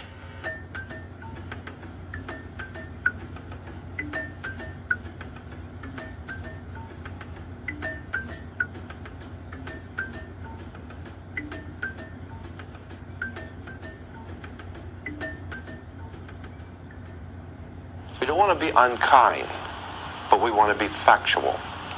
We don't want to cause hurt feelings, but we want to be academically correct in what we understand and know to be true. Christianity just is not based on truth. We find that Christianity was in fact nothing more than a Roman story, developed politically. The reality is, Jesus was the solar deity of the Gnostic Christian sect. And like all other pagan gods, he was a mythical figure. It was the political establishment that sought to historize the Jesus figure for social control. In 325 AD in Rome, Emperor Constantine convened the Council of Nicaea. It was during this meeting that the politically motivated Christian doctrines were established. And thus began a long history of religious bloodshed and spiritual fraud. And for over the next 1,000 years, the Vatican maintained a political stranglehold on all of Europe, leading to such joyous periods as the Dark Ages, along with enlightening events such as the Crusades and the Inquisition. Christianity, along with all other related theologies, is an historical fraud. These religions now serve to detach the species from the natural world, and likewise each other. They support blind submission to authority. They reduce human responsibility to the effect that God controls everything, and in turn awful crimes can be justified in the name of a divine pursuit. And, most critically, it empowers the political establishment who have been using the myth to manipulate and control societies. Now, Dr. Lawrence Buck in Mystic Masonry, he also talks about Christianity's hidden traditions. He says there was always an exoteric portion given out to the world, to the uninitiated, and an esoteric portion reserved for initiates that was revealed only in degrees. Accordingly, as the candidate demonstrated his fitness to receive, conceal, and rightly use the knowledge so imparted. Few professed Christians are aware, perhaps, that such was the case with Christianity during the earliest centuries. And Saint Gregory, that's the Bishop of Constantinople in 540 to 604 AD, said, "You have heard as much of the mystery as we are allowed to speak openly in the ears of all. The rest will be communicated to you in private, and that you must retain within yourself. Our mysteries are not to be made known to strangers." One of the greatest personalities within the Jewish culture and tradition and religion is Rabbi Moses Maimonides, and he says, "Every time that you find in our books a tale, the reality of which seems impossible, a story that is repugnant to both reason and common sense, then be sure that the tale contains a profound allegory veiling a deep mysterious truth, and the greater the absurdity of the letter, the deeper the wisdom of spirit. Whoever shall find out the true sense of the book of Genesis ought to take care not to divulge it. If a person should discover the true meaning of it by himself or by the aid of another, then he ought to be silent. For if he speaks, he ought to speak of it only obscurely, in an enigmatical manner, as I do myself." So just know at this stage that if you're a well-meaning Christian who has been following this particular paradigm, understand that there is a hierarchy involved here, and that it's not an egalitarian process, this game of religion. You're being told only what you need to know. From their own words, from the horse's mouth, you have it, that there is an esoteric and an exoteric tradition here. And you may not be privy to that. You may not have earned that right. So be very careful then when you say that what you know here is the whole truth. Because those who are telling you to say that, and those who are giving you this information, they may know something more, something that you don't know. The Manichaeans, a 3rd century Christian sect, we have a statement from them. The Christ or the Christ is the glorious intelligence, which the Persians called Mithras. His residence is the sun. The word pastor, master, minister, ceremony, deacon, cardinal, sexton, the word nun and the word monk or monsignor, monastery, all come from these ancient cults.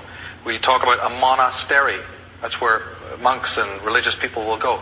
But what does the word monastery mean? Mon is moon and stir is the stars. The place of the meeting of the moon and the stars, a monastery. But you try going in there and going, hey, do you guys practice astrology? They're liable to sprinkle holy water on you. Tell you to get thee hence. What they don't tell you is that a deacon, which is a clerical duty, deacon comes from the word decan, D-E-C-A-N, which is a division of the zodiac into 10 degrees. The decans, the deacanates. They don't tell you that a sexton comes from the word sextant, which is a navigator's tool. To do what? Measure the stars. A minister is a moon and a star. Mr. Minister is literally saying the man of the moon and the stars. The Son of God as the sun above us in the heavens. Jordan Maxwell, in Ancient Belief System, says, if one also replaces the word sun, S-O-N, with the word sun, S-U-N, wherever the former is found in the Bible, it will be discovered that every single verse fits the literal sun and not a man. In fact, the verses make better sense. That's right. Every time you see the word Son of God or the word Jesus, just in your mind, put there the word S-U-N and think of the sun. And suddenly the Bible will come alive. And every passage not only fits, but makes better sense than if it was a biography. And that is how the mythographers who've painted the image of Jesus are showing you. The rays of the sun, the red cross of the equinox, standing on the clouds, haloed with the sun and the cross of the zodiac. The light of the world. Behold, he cometh with clouds, says Revelation 1. Yes, the sun does come with clouds. The Christians to this day in the churches raise their arms, and the old symbol of the Ka. Open any book on Egyptian mythology and look, and you'll see the gods raising their arms, and that is known as the Ka, the K-A. When you raise your arms like that to symbolize the soul. But just on the most primitive level, just observe the artwork. Just look at the imagery that is being shown to you. The Christ haloed with light. Our Father who art in heaven. We end our prayers with Amen, which literally meant the Son God. The words of Jesus in Revelation 22, I am the root and offspring of David and the bright and morning star. Jordan Maxwell has pointed out many times that many of the patriarchs also correspond to the sun. Solomon, the name of Solomon is actually made up of 3 phonemes, 3 syllables that mean the name of the sun in the 3 ancient languages of the world. Sol is the Anglo-Saxon for sun, Om is the Hindu, and On is the Egyptian. So Solomon is nothing but the sun. There's no biographical character. You're not going to find him, you're not going to dig him up. He doesn't exist. Sol Amon, like Jesus Christ, is the sun. And everything that you're reading about that Solomon is getting involved in is not a biography of a man, but a mythology of a sun. Same thing for Hercules and many of the other gods of the ancient world. Now, the name that is given to Jesus Christ at his birth is Emmanuel, but that is the same thing. That comes from Omonael, Om, On, and El. They don't even hide it. The Renaissance artists drew on this canon. Above the cross of Jesus, you have the sun and the moon. Pagan motifs. Now, the dramatis personae of the Old Testament are not biographical characters. Abraham, Jacob, Moses, Solomon, David, Samson, Joseph, Daniel, Jesus, and all the other patriarchs originally symbolized alignments and conjunctions between the planets and the luminaries. Their many wives, their sons and daughters simply represent degrees and minutes of zodiacal arc. So that's right. When we read about these patriarchs and their wives and their many sons and daughters, let us understand that this is another coding system. Everybody's running around trying to find how to break the code of the Bible, and yet these most important codes, nobody pays the slightest attention to. These patriarchs, nobody's ever found any history of them, that they ever even existed. And we're not going to be able to decode this Bible until we understand how it works. So at this stage of our program, it is not outside the bounds of reason, after what we've been showing, that we have to understand that the Gospels are not a biography. The Bible was and is nothing more, nothing less than an astrotheological story, a sidereal myth. I believe that the writers of the Bible knew that. They had no intention of ever presenting it as anything else. And they would have been astounded that modern generations would actually think that it was a biography. Because if you were actually trying to create a biography, you would have done a much better job than the one that we have coming down to us. Even with all the machinations and throwing away and burning of other books, you still would have made it look more officially like a biography if that had been your intention. But the allegorists of the ancient world knew that everyone knows that this is a fable, a story. They would have not been able to even comprehend how this literally would have been taken so literally. And that the real, pure, beautiful, intriguing and mysterious meaning of it would just have been thrown out. Now, the early church fathers prohibited astrology, and the Council of Toledo banned it forever. Nevertheless, 600 years later, the dates of the Pope's coronation were determined by the zodiac. The church hierarchy employed their own astrologers, and signs of the zodiac appeared all over the church furnishings: tiles, doorways, manuscripts, and baptismal fonts. But let us turn now to something more sane. What is the message and the myth and the man? We have this incredible story. What can really be gleaned from it? We've understood all its distortions. We've understood something about its origins. But can anything be gleaned from this? Or must the whole thing be cast aside? We've understood that the Bible is the story of the Son, S-U-N, and the Son of God, who personified it. For good or for bad, or both, the archetype and stereotype have long since become intimately fused. The greatest story ever told has empowered but also disempowered the populace, has enraptured but also perplexed the human mind. The story's ending is not especially happy, but it is not conspicuously sad either. It banishes futility just as easily as it can evoke it. We may question the historicity of Jesus, but we cannot question the relevance of the Son and its mythic and symbolic significance. It is not that Christ is the light, but that the light is the Christ. Horus and Set, Christ and Satan, are but the phenomena we call light and dark, expressing themselves physically and psychologically. It is the light that will be with us until the end of the world, and not a man. As we have seen, the Bible is a story about light, and not a man. It therefore constitutes a scientific as well as a religious epic.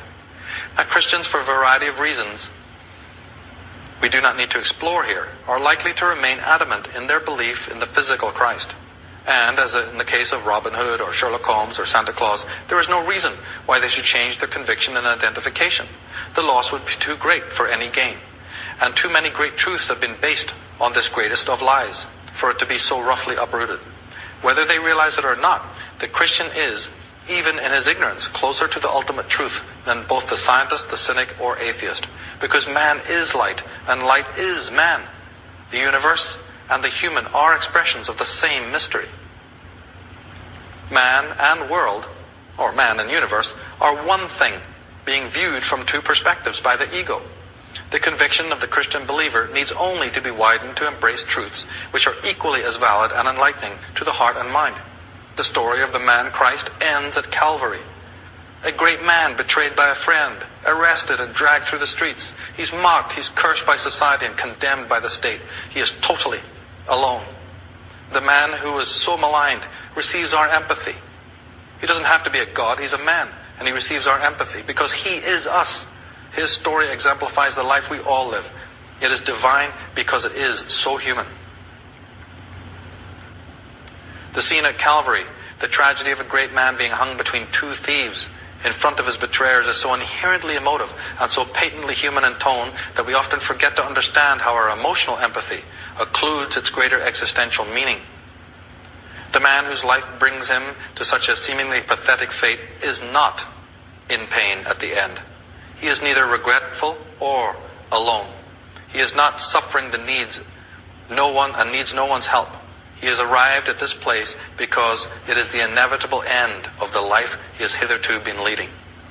So the mystery of this Christ is that if you want to live as an authentic man, if you want to live a moral way, if you want to be a mediator for the divine to the earth, you better realize you're going to have to deal with aloneness, loneliness, betrayal, and the rest of it. But the difference is the authentic man knows that ahead of time. The authentic man understands that the cup he will have to have put in front of him. But he's okay with it. He's not in lament. Our emotions should be, quite rightly, horrified by all of this. But he is walking the road that he is meant to walk. Now the ending is formidably tragic only for us, the witnesses, the spectators who, for a second, get to see an event which encapsulated the life and existential ardor of an authentic man. And I mean that in the full Germanic philosophical sense. It is we, not he, who balk at the futility and recoil at its insanity. He is present and is as accepting of his fate as were the Cathars of Montsegur, who walked on their own feet into the flames of the bonfires lit by their enemies, as those who rode with Crazy Horse on the plains of America. In that 1 minute of life before their death, such men were already living a deeper and greater life than most achieved during the long years allotted to them. Once I got over the shock of having, being part of the most famous man who ever lived didn't. Once you got your head around that, what I found was that there was this incredible depth of mystical wisdom available for me through the Western tradition, which I hadn't been able to see before. And that, the paradox is that if there is a man underneath it, then he's probably not the man that you think or I think. Because everyone's got a different Jesus, haven't they? It's Jews have a Rabbi Jesus, Hindu think he's an avatar, a lot of people think he's a Buddha figure, especially Buddhists. It's like everyone, the Muslims they think he's a prophet like Muhammad, maybe not quite as good. It's like everyone's got their own Jesus. We approach often looking for the real Jesus, it seems to me, like we're just taking a chocolate out of a chocolate box. It's like, which one do I fancy? I'll have Jesus, the Son of God. I can't swallow that. Let's have a nutty one. Jesus was a spaceman. I'll have that. That's what we do. But what we need to do is actually look at the evidence. And when you look at the evidence, there really is no Jesus there. So for the Gnostics, they are carrying the real tradition. The literalists are an imitation church. They see it. One lovely line I love is a church full of bishops. It's like it's about authority. It's about people setting themselves up. It's not dissimilar to today. It's never, it's always the same, isn't it? There's individuals who come into spirituality because they want to awaken themselves and each other to a state of oneness and love. And there's other people who are interested in setting themselves up with a bunch of followers, making a good living, having a little cult. And the Gnostics saw the literalist church, the one that would become the Roman Catholic Church, as an authoritarian structure designed to fleece people. What I see with the Jesus story is a very old, powerful, beautiful Gnostic myth, an initiatory allegory about gnosis, which starts as wisdom sayings and a basic myth, which becomes fleshed out and put into a geographical and historical setting. And at some point there are some serious political overlays which will benefit the Roman world, so that when it becomes the property of the Roman Empire, it can manipulate it to its own ends. We've been so conditioned to think of paganism as some benighted superstition, and then along comes this incredible revelation of Christianity. The truth is much better. Actually, the ancient world was full of everything. You think of it a bit like India or somewhere maybe today. You've got every form of thing happening, but within it you've got this incredibly powerful philosophical tradition. I mean, don't forget, the ancient world gave us mathematics, science, architecture. I mean, this is a high culture, and therefore no surprise that its spirituality is also highly developed. And that's what once you understand that, you can see that it's not to belittle Christianity. It's actually to make a link back to its very beautiful, powerful, profound ancient heritage. And then Christianity takes on a new shape and form. It's not this thing which replaces something. It's like a flowering of something. I think there's two things that need to happen in spirituality. One is we need to go back like psychotherapy and sort out the past, get clear, realize that we've kind of been caught up in false memory syndrome. We haven't seen the way things actually were. And then we can let go of literalism. We can let go of blind belief that somebody did it for us. The horrendous idea that if you don't believe this, you'll be tortured forever when you die by a God of love, this crazy stuff. And instead move into a new form of experiential, direct experience. Now, the Gnostic tradition was elitist in the past. It was for the few. I think what's happening now is it's not like that. This is available for more and more people. More and more people spontaneously and naturally are having this awakening occur. And we are continuing a evolutionary current of which the ancient pagans, the Pythagoreans were a part, the ancient Egyptians were a part, the Gnostics were a part, and it's come through, and we're still continuing that thread today. And if we can honor that thread and make that journey, then we can create a more loving and a more unified world. Another thing that people have taken as a given that seems to be, that could possibly be a complete fabrication. It might be another offshoot of this Mason's plan to just siphon off a bunch of money from the space program, but also siphon a bunch of money from the nuclear weapons program, because it seems like, and this was only brought to my attention through you and your post about it and the footage that you've shown, it seems like at least the test footage that we've seen of a lot of nuclear weapons from back in the day when they're telling our parents to duck and cover under their school desk to protect them from a nuclear blast, and you got the air raid sirens going off. Obviously, our entire culture was completely paralyzed by the idea of nuclear weapons. But when you're looking at the test footage, given back then it might not have looked fake. Back then they actually thought King Kong looked real in the movie, or Jaws looked real in the movie, but now we can see it's clearly fake. When you look back at that footage, it's oftentimes, it looks like the scale of, say, a subdivision where you're in an empty lot across the street aiming a camera at a farmhouse on the other side of the street, a lot over, and then the blast hits and the farmhouse just gets destroyed. The house just gets ripped apart. But what happened to the camera? Who's filming that? The camera is only a couple 100 feet away from that. And in some videos, man, this is the most compelling, is the blast comes from behind the camera. What the hell is that? The blast comes from behind the camera and the house gets blown away out into the background of the shot. And you're like, what kind of camera in that day and age could survive that blast, but an entire building can't? I mean, it seems way out there. You've changed my mind on a little of this. You've dipped my needle further into the fringe for sure. Yeah, so it's just another way to get us scared into giving them more money. So we're giving them hundreds of billions of dollars in this space race that America and Russia were doing. And they also did the Cold War, so they scared us into this nuclear scare and then stole a bunch more money to build fake nuclear weapons. And so yeah, the nuclear weapons don't exist as such. The tests that you've seen, the very early ones like you were talking about, are clearly fake, just done on models.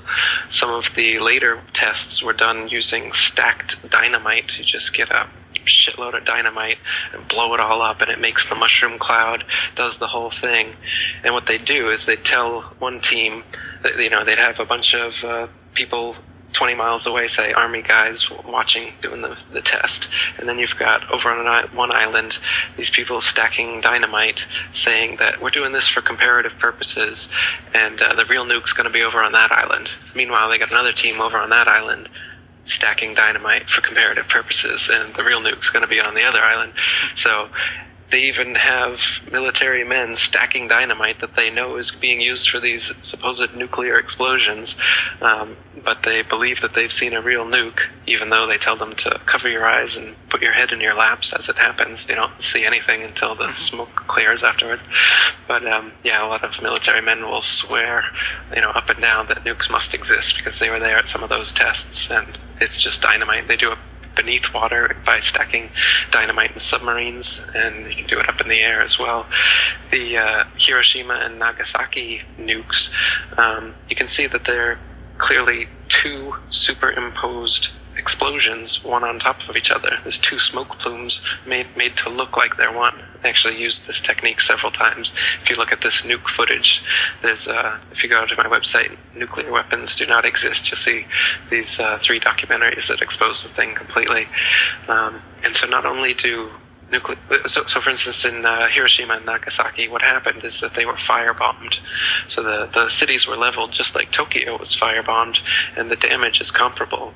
But they claim that it all happened from one blast. But this is clearly not true, because flowers and plants started growing within a month, and they say nuclear radiation would exist for hundreds, thousands of years and would cause birth defects and everything. But nowadays, Hiroshima's a bustling city, everyone's living there, everything's growing there, radiation's not a problem. There is some radiation after any explosion, so you would be able to go there with a Geiger counter and get some radiation, especially right afterwards, but it dies down quite quickly. And nuclear power, one of the most prominent nuclear physicists in America, he's dead now, Galen Windsor. He was involved in setting up most of the nuclear power plants in America. And he went all over America for years giving this lecture about how nuclear power is just the most expensive and effective way to boil water. And they're essentially steam plants, and that's all it is. The nuclear component that supposedly causes all this radioactive waste that needs to be, hazmat dealt with, and they drill holes into bedrock and put the nuclear waste deep under the earth, and they've got all these crazy regulations. He says, when we were first working with nuclear material, uranium, plutonium, we held it in our hands, and if some of it got hot, we'd throw it in the water, and that was it. No problem. He said, I would bathe, I would swim in the pool there that we would throw the radiated metals into, no problem. People thought he was crazy. He started drinking a glass of water from it every day, no problems. And then in his lecture, he started eating radioactive waste. So you can see on YouTube, type in Galen Windsor, and he'll take out a Geiger counter, show you some radioactive material. He'll take it out of a tube, and they'll say, I've just caused an EPA, if the EPA was in here, we'd have to clear out this whole area for half a mile, and people would have to come in with hazmat suits, blah, blah, and then he puts it back in the tube, and there's some left over on his hand. So then he licks his hand, shows the waste on his tongue, swallows it, and says, I've been doing this for years. And so the idea is just another fear campaign. And that's why they get the military involved in all these nuclear power plants and the nuclear weapons. It's to siphon off money, keep us afraid, and keep us playing off one another. Everybody thinks that, Russia and America are enemies, and that the Cold War is real and the space race is real, but it's all just, they're all like WWE. It's like Hulk Hogan and Macho Man. They're all paid by Vince McMahon. They all go out to eat together. If you're high up in politics anywhere, for sure you're part of this brotherhood that controls everything. There's no independent man at the head of any state. And if he was, what's he doing? The only type of government that should exist is a government that doesn't tax or perform violence on its people. So the only kind of candidate I would vote for is someone who's for the abolition of all taxes and legislation other than common law.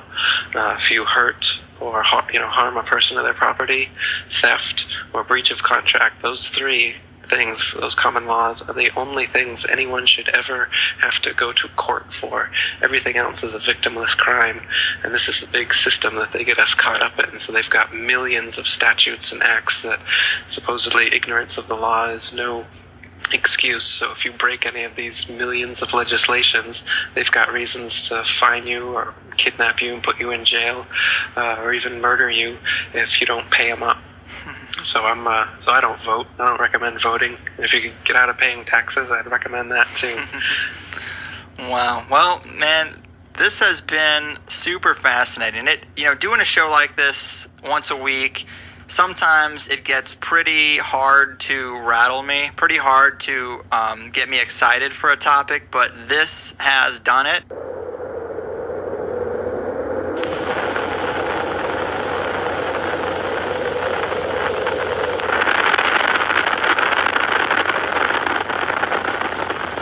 Do nuclear bombs exist? Your immediate answer is yes. But how do you know? During the mid-20th century, television and movie watchers were bombarded with imagery of what was purported to be atomic test footage. But what were they really watching? They couldn't rewind a videotape or rescan through a video on their computer. So what option did they have but to accept these images at their face value? Now we have opportunity to scrutinize these images to see if they hold up to analysis. Take a look at these trees. Now what was that? And who turned the camera? They're in awfully straight lines, aren't they? Now this must be a different blast because it's coming from a different direction. Wait, now they've put it back. But those are the same trees we saw in the first clip, aren't they? And now this. First they showed us these trees that they panned left on. Then they show us these trees that look like they should be next to a model train. Notice how straight the rows are. It looks artificial to me. Then they show us these trees again. Where's the forward camera? And then back to these trees again. And then they show us what looks to be a real forest that's been chopped down or torn down. Now take a look at this. It's footage of the first H-bomb test called Ivy Mike. Watch how it changes.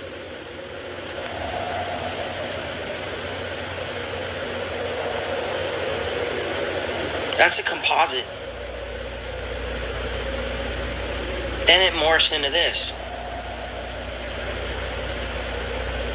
It looks like a completely separate explosion. Now take a look at the frame before the explosion and then the one after. These frames were cut together. Why? Then this frame was cut to this, which looks like the sun to me. It looks like they're zooming in on the sun. Maybe a composite because the clouds aren't moving. Then they introduced some sort of liquid. It looks like a laboratory concoction in composite with the sun. Next is Operation Dominic Fireballs in the Yukon. What does that look like to you? Watch it again. It's the sun.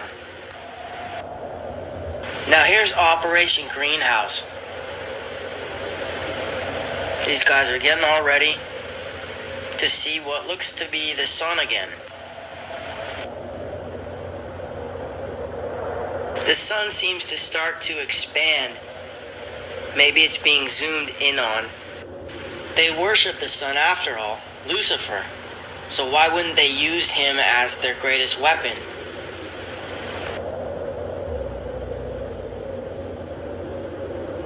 And who headed up the whole program? None other than J. Robert Oppenheimer of the Oppenheimer family, who is reputed to have been the original financiers who got the Rothschilds started in Frankfurt, Germany in the 18th century. He should do his duty, and to impress him, takes on his multi-armed form and says, "Now I am become death, the destroyer of worlds." You're thinking, what about Hiroshima? Is that Hiroshima? Is that Hiroshima?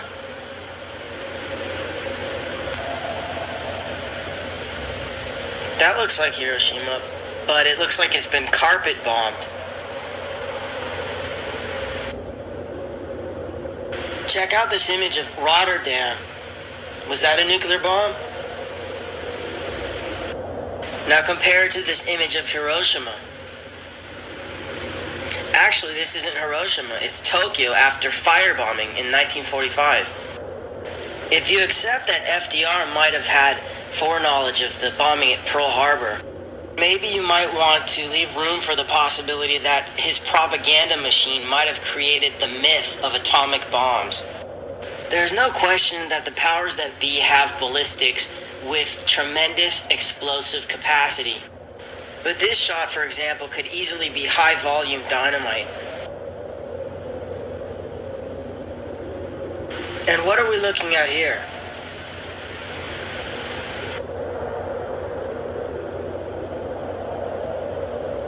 Take a look at this house again. Whatever was strong enough to blow it to smithereens wasn't strong enough to even shake the camera. And look how high up the camera position is. Are we looking at another model? Now look at this bus and this car. Whatever's blowing them up is not moving the camera. And this building seems to blow up from the inside. Everything gets blown every which way except for the camera. Except look in this shot, it seems to tilt up a little bit.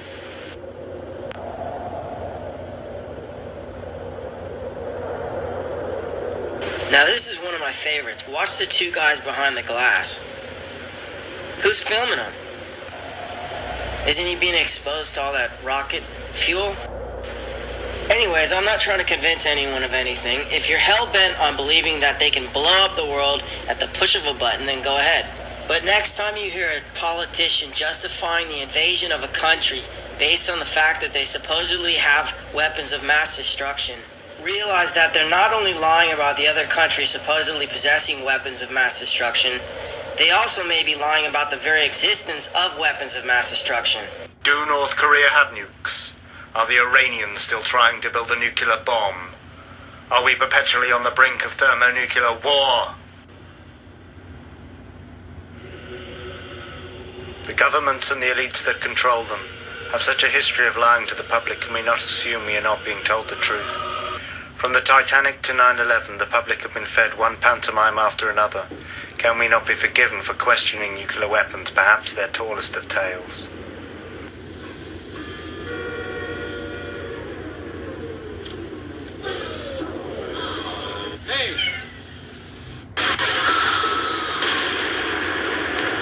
All this time has passed and still no nuclear war. This is excused with the notion of mutually assured destruction.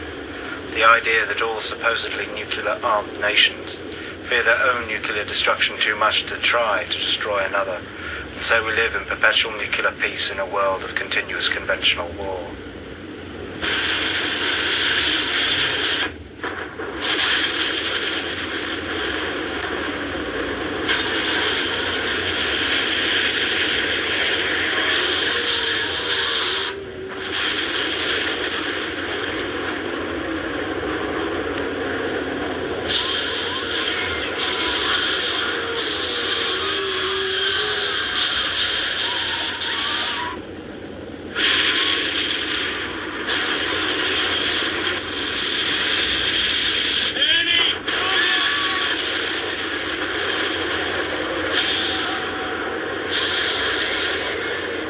What if all war was a fraud? The banking elite controlling all sides, all playing for a draw, not trying to defeat their enemy, but controlling their populations with fear. Why not forget the weapons and simulate it all on computers? It's a bluff, John Coylon. No, it's not a bluff, it's real. Hello, General Barringer. Stephen Falcon. Mr. Falcon, you picked a hell of a day for a visit. General, what you see on these screens up here is a fantasy, a computer-enhanced hallucination. Those blips are not real missiles, they're phantoms. Jack, there's nothing to indicate a simulation at all. Everything's working perfectly. But does it make any sense? Does what make any sense?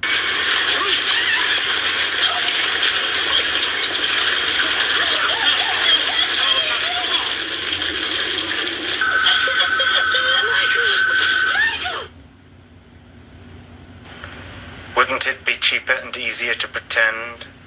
Why spend all that money on weapons you know you're never going to use? When convincing your enemy or your public you've got them achieves the same ends.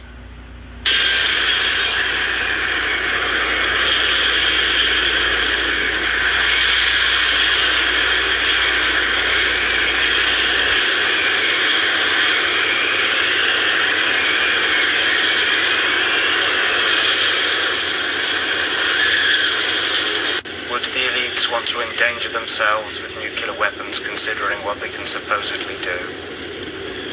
Do they want to destroy the world, to hide underground in bunkers, or is that just what they want you to think? They haven't done it yet, and I wouldn't hold your breath. Why have lots of nukes pointed at each other? Why not just have one very big one each, powerful enough to destroy the world, but it not offer the same protection? If nuclear weapons exist, why do they tell us? Why aren't they kept secret? Surely it would be the best way to prevent them from proliferating. They are so secretive about all their other weapon systems, like HARP, directed energy weapons, rail guns and coil guns, and rods of God or kinetic weapons. Real or not, nuclear weapons are weapons of propaganda, designed to fill the public with fear, through which the elites control the population of the world.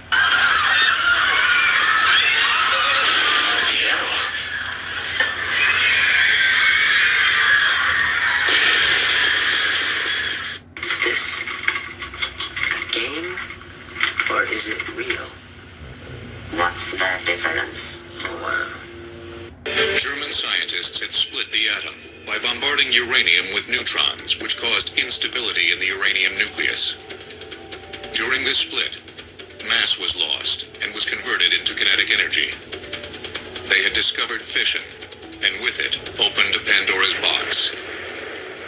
If each of those neutrons goes into another uranium nucleus and causes fission, then the first fission has led to more than 2 fissions in the next generation, and you can see that each successive generation has many more neutrons, and this causes an explosive chain reaction. If 2 masses of highly fissionable uranium in the form of a sphere and a plug could be brought together with sufficient speed inside a bomb, an exponentially increasing chain reaction with explosive force would result. It was known that the nucleus of one form of uranium, isotope 235, would split when it absorbed a neutron. When this happened, energy was released and more neutrons were created that struck and split other nuclei. When it happens continuously, it's known as a chain reaction. No one knew at the start how much fissionable material was needed to support an explosive chain reaction. That volume would be known as the critical mass. Another element, only discovered in late 1941 by Berkeley nuclear chemist Glenn Seaborg, also had the properties to explode in a chain reaction. And we immediately saw no one's mind was on anything but how can this be used for war? It gradually became clear. It's quite possible to make an explosion from this. It was this concern that led refugee German physicist Leo Szilard to reveal that possibility to the U.S. government. Together with Albert Einstein and Edward Teller, he composed a letter to President Franklin Roosevelt. It told of a terrible possibility. Germany had the talent and the knowledge to research and develop an atomic weapon. Delivering the letter to Roosevelt on their behalf was economist Alexander Sachs, a friend of Szilard and economic advisor to the president. Let's take a look at this letter. It may become possible to set up a nuclear chain reaction in a large mass of uranium. This new phenomenon would also lead to the construction of bombs, and it is conceivable, though much less certain, that extremely powerful bombs of a new type may thus be constructed. However, such bombs might very well prove to be too heavy for transportation by air. Major General Leslie R. Groves, the man responsible for the Pentagon, was placed in charge of the project. The project was massive. To design and build a device that existed only in theory from material that didn't exist in any quantity under unprecedented secrecy. Fermi tackled the first obstacle to the bomb. The question of whether or not a sustained chain reaction could be induced in a uranium reactor. Without the successively doubling power of the chain reaction, a bomb would be an impossibility. Fermi was one of the few scientists who was talented both in theory and in practice. He loved getting his hands dirty. Leo Szilard was the antithesis of Enrico Fermi. Szilard usually slept late. He soaked in the bathtub to get fresh ideas. While in the bathtub, Szilard remained focused on the competition. The German bomb effort. He convinced scientists in the U.S., whose community thrived on openness, to censor their own papers, so that they would not inadvertently help the Germans. This would also facilitate the hoax. The nuclear bomb hoax thrives on secrecy, and in fact, one of its main purposes is to create an apparent need for extreme secrecy within the government and the industrial military complex. One of the main purposes for the creation of the myth of nuclear weapons is the rise of the secret services. Nuclear weapons provide a perfect excuse for governments to keep secrets and tell lies to their populations. As a result of the nuclear weapon myth, the population demand it. Without nuclear weapons, there is little or no justification for keeping secrets and telling lies to the population, or for the organizations charged with that task. But sometimes we forget that security violations can be dangerous business too. If classified information about this test mission fell into enemy hands, the consequences could be disastrous to all of us, individually and collectively as a nation. Security is only common sense. Don't take chances. Avoid loose talk. Safeguard classified information. Report security violations at once. Prompt action may prevent a minor incident from developing into a serious one. Avoid writing about classified material in letters home. Be sure you're secure. Don't be careless. I hate a careless man. As the U.S. bomb effort was taking its first tentative steps, news that the Kaiser Wilhelm Institute in Berlin had begun actively pursuing uranium research rippled through the American scientific community. It would take nothing short of a disaster to move the president to take decisive action, and a disaster was not far off. Pearl Harbor plunged the United States into war. The first self-sustaining chain-reacting pile was successfully operated by Enrico Fermi. Fermi's success brought intense efforts between government and the private sector, creating huge industries for uranium separation in the town of Oak Ridge, Tennessee, and for the production of plutonium in Hanford, Washington. They were trying to demonstrate that the fission process could be harnessed by launching a sustained chain reaction in uranium. They built the first primitive reactor in a squash court beneath the stands of the university's football stadium. The reactor consisted of a pile in which a fission reaction could be initiated and controlled. They did it by piling layers of graphite and then embedding balls of uranium, so that when the neutrons started flying through, they would be slowed by the graphite, collide with the uranium, release more neutrons, and those neutrons would continue in the chain reaction pattern. This momentous achievement, only detectable by a Geiger counter, meant that the fission process could be sustained. Nuclear energy could be released in a controlled way, as in a reactor, or perhaps cataclysmically, as in a bomb. This in no way indicates that an explosive chain reaction is achievable. To head up the installation, Groves, an expert judge of men, chose a most unlikely candidate, J. Robert Oppenheimer. A gifted physics professor, Oppenheimer had a reputation for being temperamental, perhaps not suited to a highly stressful assignment. Groves was advised that Oppenheimer would be a disaster. People told him that Oppenheimer couldn't run a hot dog stand. Oppenheimer was a fascinating and complicated man. Fundamentally, he seems to have had some of the qualities of an actor. He was different things to different people. Oppenheimer drew luminaries like Enrico Fermi, Hans Bethe, and Edward Teller to the facility, as well as technicians fresh out of college.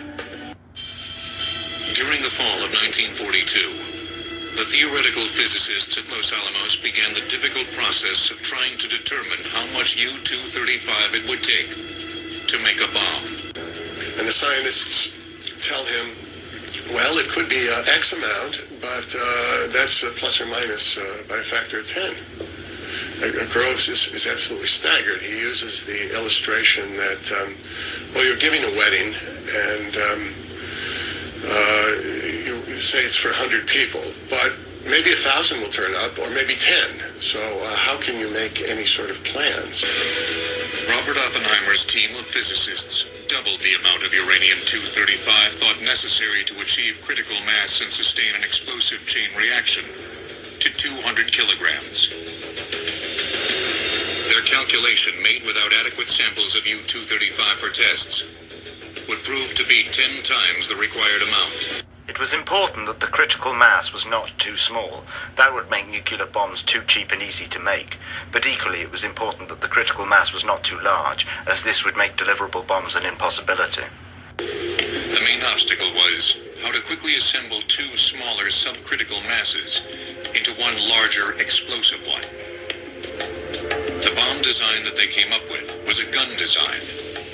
Inside the bomb, a cannon would fire one piece of radioactive fuel into another at 3,000 feet per second. The pieces would have to come together fast enough to prevent spontaneously emitted neutrons from melting the fuel, causing the bomb to fizzle rather than explode. But the engineering aspects were daunting. It's one thing to say you can shoot a piece of uranium at a second piece, but how do you do it? How fast does it have to go? How do you stop it at the end? How do you keep it together long enough as a mass so that it does go high order and give you an atomic bomb? The scientists at Los Alamos also studied tampers, barrier materials that would slow the expansion of the critical mass and reflect neutrons back to feed the fission process inside the bomb. On December 28, 1942, President Roosevelt approved an additional $500 million investment in the Manhattan Project. The first priority, to build the massive industrial facilities that would produce the fissionable material to fuel the atom bomb. Though they wanted people to believe a nuclear explosion was possible, it was also important that not just anyone could do it, that it was not replicable without extreme cost, and so they would make the nuclear fuel as difficult to make as possible.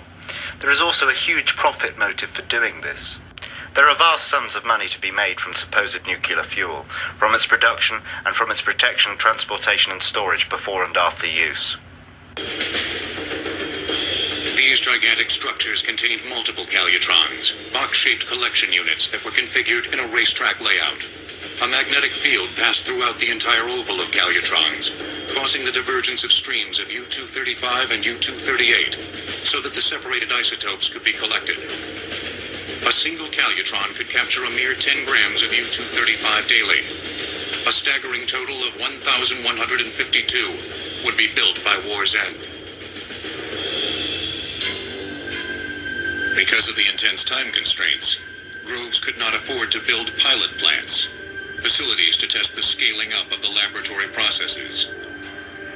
They're physically building Oak Ridge and Y12, the electromagnetic separation plant, before the design drawings had even been approved.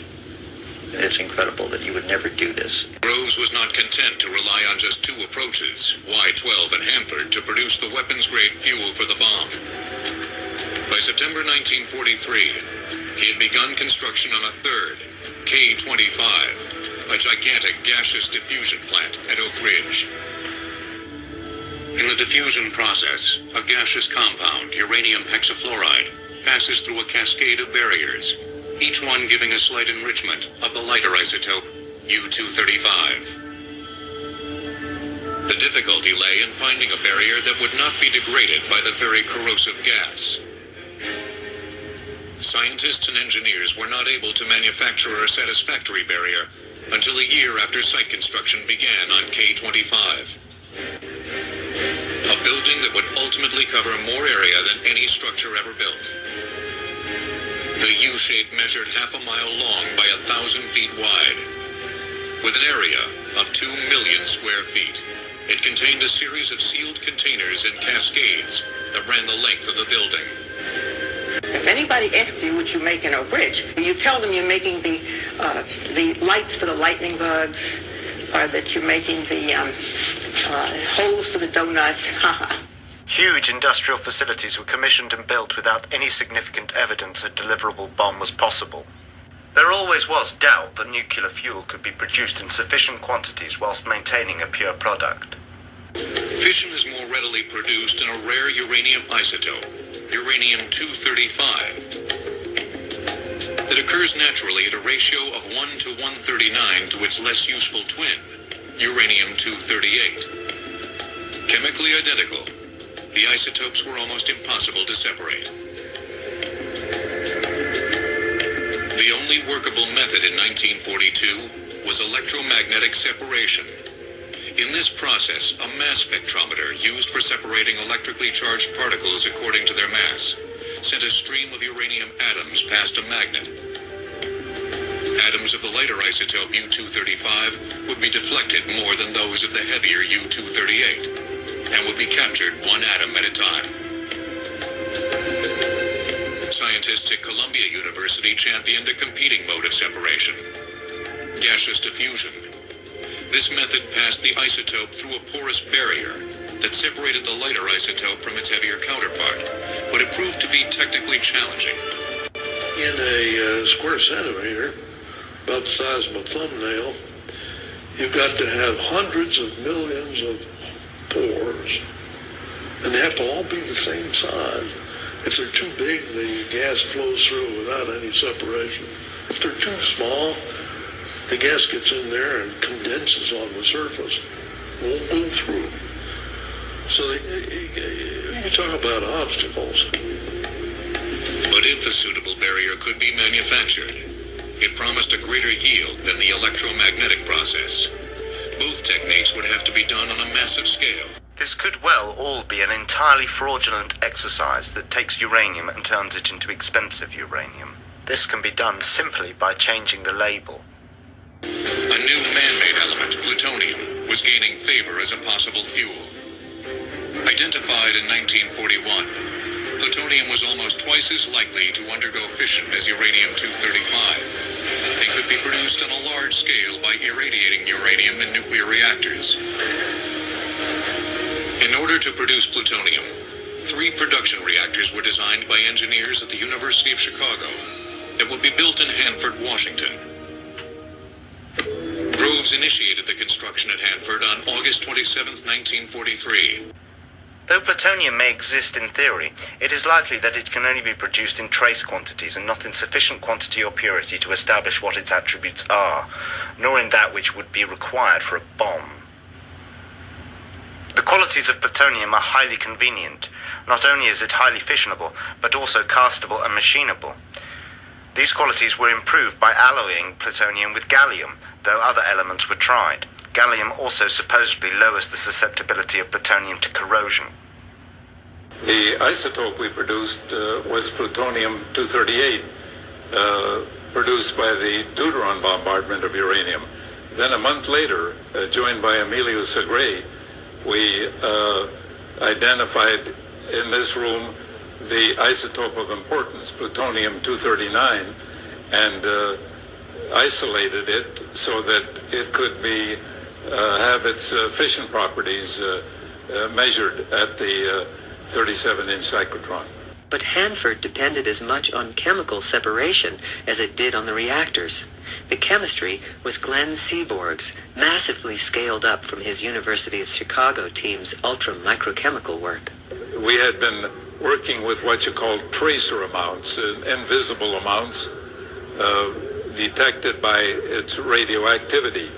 But we couldn't deduce the chemical properties with certainty that way. We needed to work with actual ponderable, weighable amounts. And that's why we produced weighable amounts of plutonium in this way. This meant that we had to work, I say we, are the chemists working with me, on what they call an ultra-microchemical scale. It was looking less and less likely that enough U-235 could be produced to impact the war. At the same time, the alternative, plutonium, was proving to be equally tricky.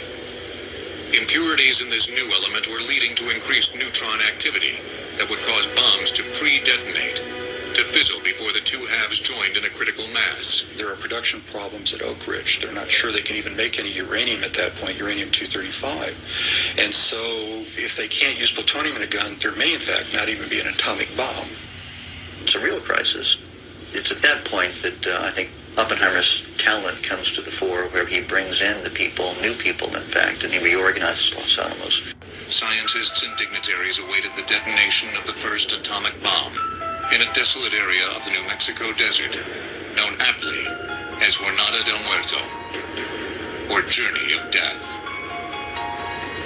They had taken bets on how much power their creation might unleash, but many wondered whether the weapon would work at all. But as the test date drew closer, there was a nagging uncertainty about whether the bomb would actually work at all.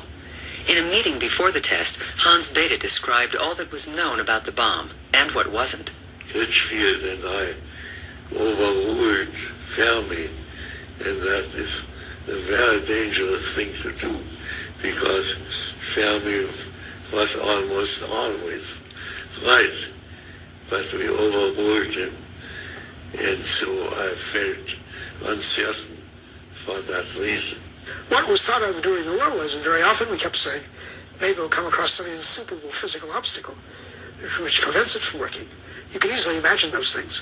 For example, a little delay in the emission of fast neutrons after fission. Norman Ramsey bet low. And I bet zero. And I think that was the most intelligent bet of any, because zero included not only zero, but it also included the first 25 generations of neutrons. I mean, this is an exponentially growing thing, so it's probably the first 35 generations of neutrons. If it stopped anywhere along there, it would be zero in the scale that they had. So I had the biggest number of, statistically, the best chance of winning. Very hard to sleep, very hard to get your minds off all the things that might have gone wrong, very hard not to think about the implications. But, you know, I think we were consumed with the job, especially this crucial one, a test fire to see if this whole idea would work.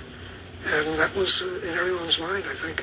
Everybody was extremely excited to see if it actually would turn out to be that way, because no one really knew whether the thing would work or not. It was determined that explosive means would do the job by taking a subcritical mass and making it critical. Radioactive material would detonate. Two methods to do that had been devised. One was a gun method, where two halves of subcritical material were shot together to form the critical mass that was the easiest. But the science of implosion would have to be developed also. It required science and engineering that would enable simultaneous and uniform compression of plutonium. Because nothing like this had ever been created, the plutonium weapon would also have to be tested. The plutonium bomb's new configuration called for an outer shell of explosives that would direct symmetrical shockwaves inward, compressing a subcritical central mass of plutonium. The resulting increase in the density would shrink distances between nuclei, thus starting the explosive chain reaction. Nobody had ever taken high explosives, wrapped them around something, and got a symmetrical explosion. And so they weren't even sure they could do that technically. It was a very, very tough engineering problem. Lenses were created, explosive lenses that would focus the shock wave inward to compress the subcritical mass to critical. High explosives were mixed to form the cocoon the fissionable material would rest in. The molds for the lenses were the biggest problems. The molten explosive had to be cooled just right to prevent air bubbles, which would interfere with the detonation. The lenses required precision casting with machine finishing. Tolerances for the 100 or so pieces had to fit together within a few thousandths of an inch. Inside the very center of the bomb was an initiator, surrounded by a sphere of plutonium. This sphere was encased within a set of symmetrically located, high explosive lenses, creating an implosion which forced the plutonium into itself, attaining critical mass. But what if the real test was unsuccessful? The fissionable material might be lost from the detonation of the high explosive surrounding it. The decision was made early on to contain any misfire inside a huge steel vessel. It was 25 feet long, 12 feet in diameter, 14 inches thick, and weighed 214 tons. It was called Jumbo. By the time it was delivered, though, production of the fissionable material had increased, and there was greater confidence in the success of the bomb. Use of Jumbo was canceled. Instead, it was hung from a tower 800 yards from ground zero. They cancelled the use of Jumbo because at this point they had decided to fake it, and use of Jumbo would make the bomb be perceived as undeliverable. Before assembly began, a receipt was signed for the plutonium, value at least several $100 million. At the moment the receipt was signed, the test shifted to military control. Took that plutonium and in turn gave a shiny bomb casing full of used pinball machine parts. They didn't allow many people, but they did allow me, and I looked with, I closed, had one eye protected. I couldn't look with both eyes, and so I was looking with just one eye. All the scientists were 20 miles away, but most feared a dud, especially since a blank test of the explosives surrounding the core had failed just days before. Sensors showed that they had not fired simultaneously and would not have compressed the core properly. It's really unnerving when the blank shot failed.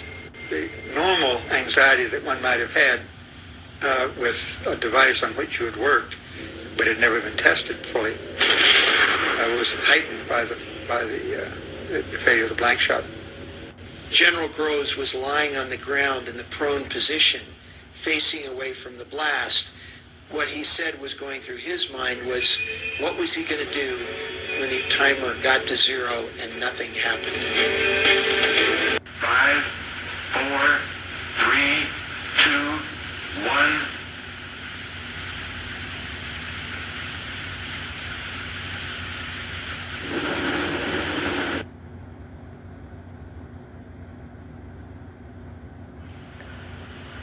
Despite the uncertainty and the doubts, the implosion device worked first time. With all the technical difficulty they admit to in making such a device, would you not expect a good few failures before you got it right? Of course, it worked first time, because they faked it. As with all subsequent nuclear tests, it was fake.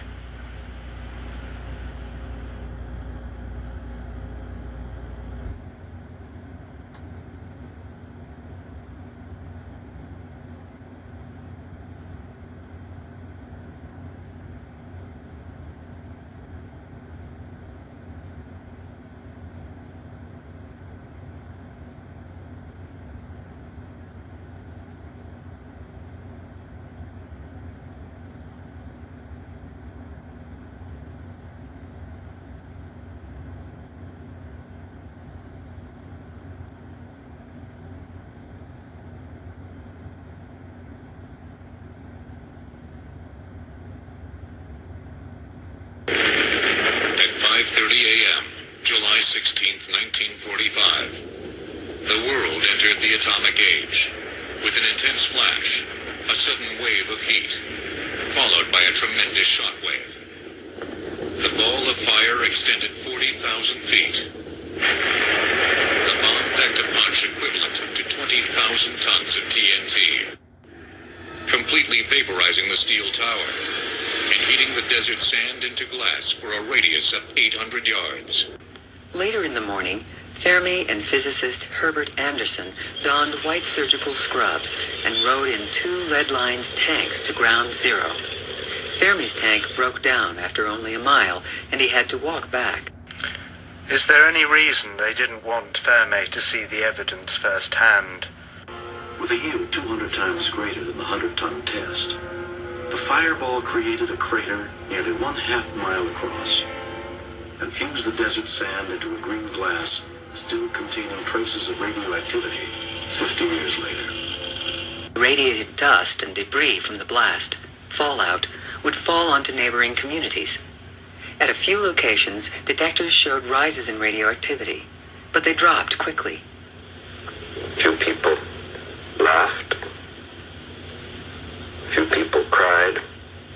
Most people were silent.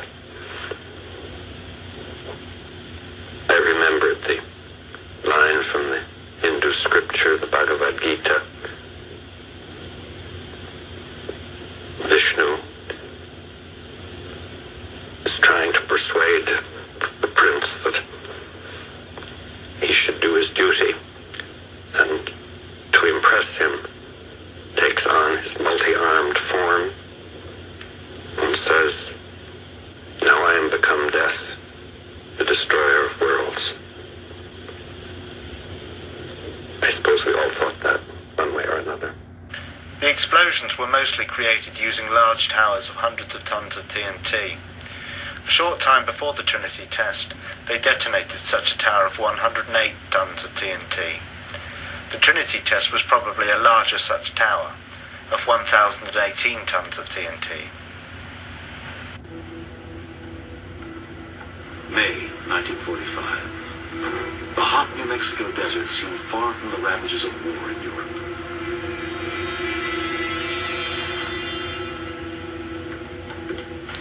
The trick relies on encouraging people to believe a big explosion is a massive one. With eyewitnesses, this is achieved through distance. From a distance, it is difficult to know how big an explosion is.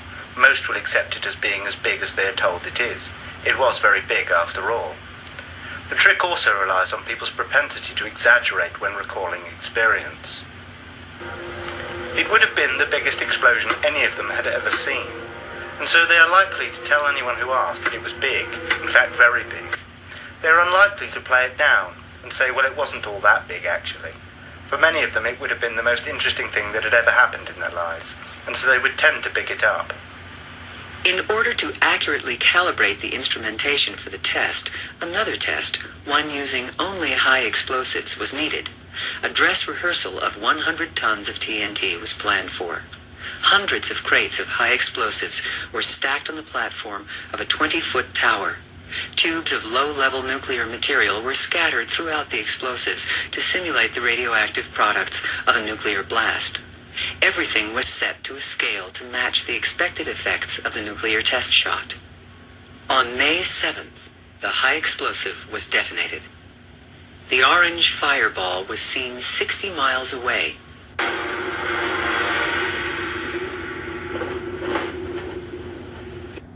How big is this explosion? How big you perceive it to be depends very much on how far you think it is away and what you have to compare it to. The myth of the blinding light that supposedly makes nuclear bombs distinct from conventional ones is achieved using floodlighting and possibly mirrors, and possibly through the burning of elements such as magnesium within the explosion itself. It is often illustrated to the public with shots of extreme shadowing, which can easily be created in a studio.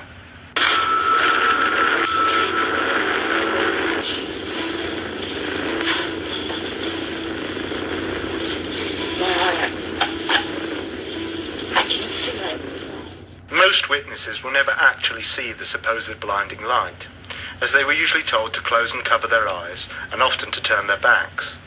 Often the illusion was reinforced with protective goggles and clothing.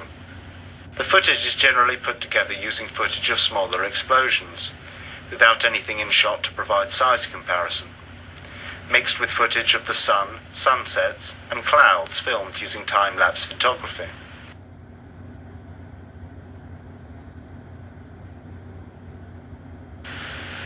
There is little or no unedited footage provided to the public.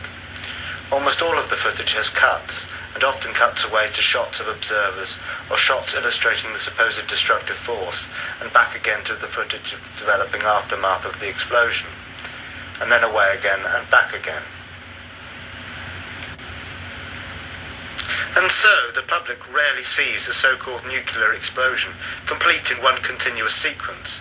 Mushroom clouds are not unique to so-called nuclear explosions. The illusion of nuclear weapons was also manufactured with the use of very large conventional bombs, fuel air bombs or thermobaric or vacuum bombs. Up close and from a distance, they could easily be mistaken for mythical, much larger so-called nuclear bombs. But it was one unique conventional bomb that was the climax of high explosives in Vietnam. Called Big Blue 82, it was a blockbuster that caused injuries for miles. At 15,000 pounds, a single bomb was the entire cargo for the journey into hostile airspace.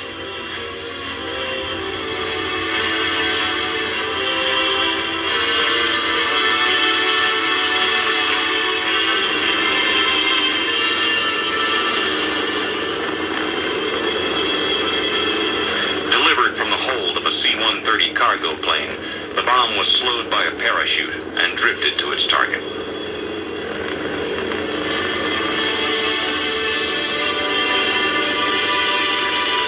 When it exploded, the crater was enormous and the destruction total.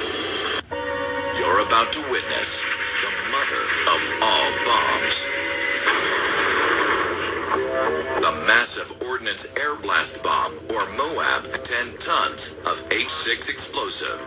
When they were testing it, people actually thought they were testing small-scale nuclear devices. Plus, the psychological effect of the nuclear-style mushroom cloud is undeniable. Good job.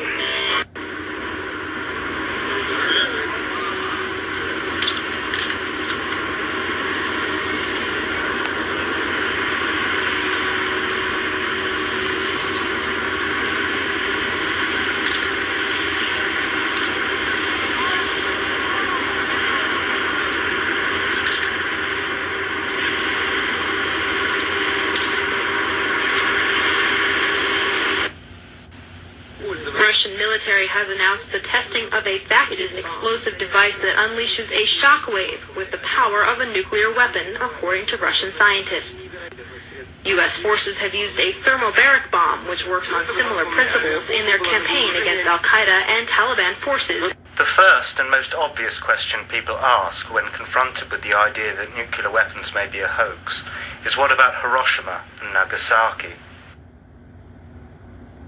While the scientists at Trinity site waited for the test in the New Mexico desert, the primary components of the gun-type uranium weapon were being hoisted aboard the cruiser Indianapolis. The ship set sail for the Pacific island of Tinian in the Marianas.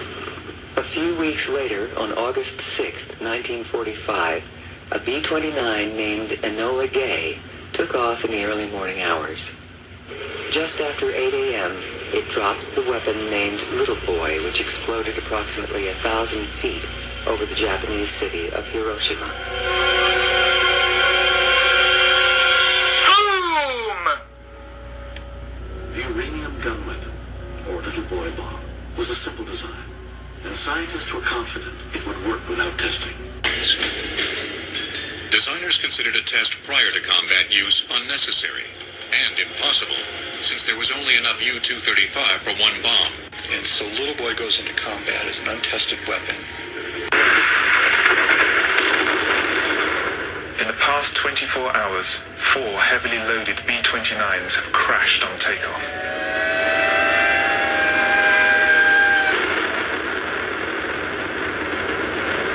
Parsons' greatest nightmare is the catastrophic consequences of a similar crash, this time with a fully armed atomic bomb on board.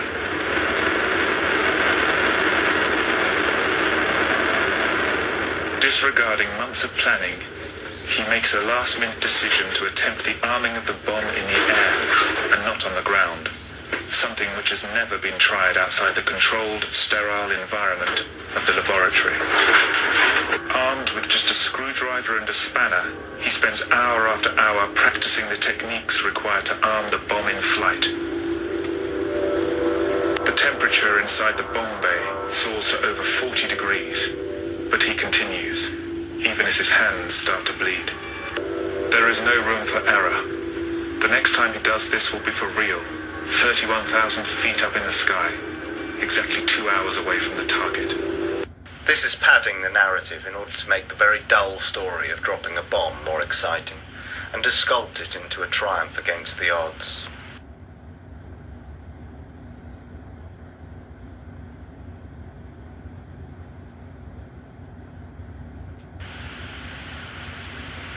The footage of the mushroom cloud over Hiroshima appears to be 2 plumes of smoke filmed in such a way as to make it look like one larger plume of smoke.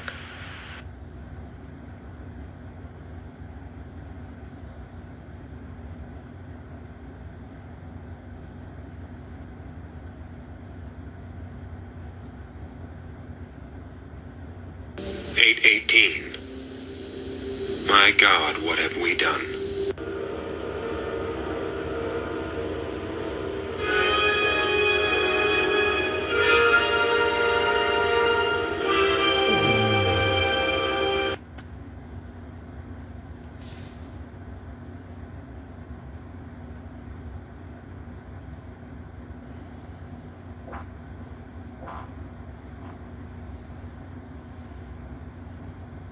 The damage to Hiroshima and Nagasaki is not consistent with one single blast. The damage is uniform. Wooden structures have been burned away. More substantial buildings remain, with roofs and other flammable parts burned. It is remarkably similar to the damage caused by conventional firebombing. In Hamburg, Darmstadt, Kassel, and most notably Dresden, Firebombing was used in such a way as to create an effect known as a firestorm, where a fire attains such intensity that it creates a central column of rising hot air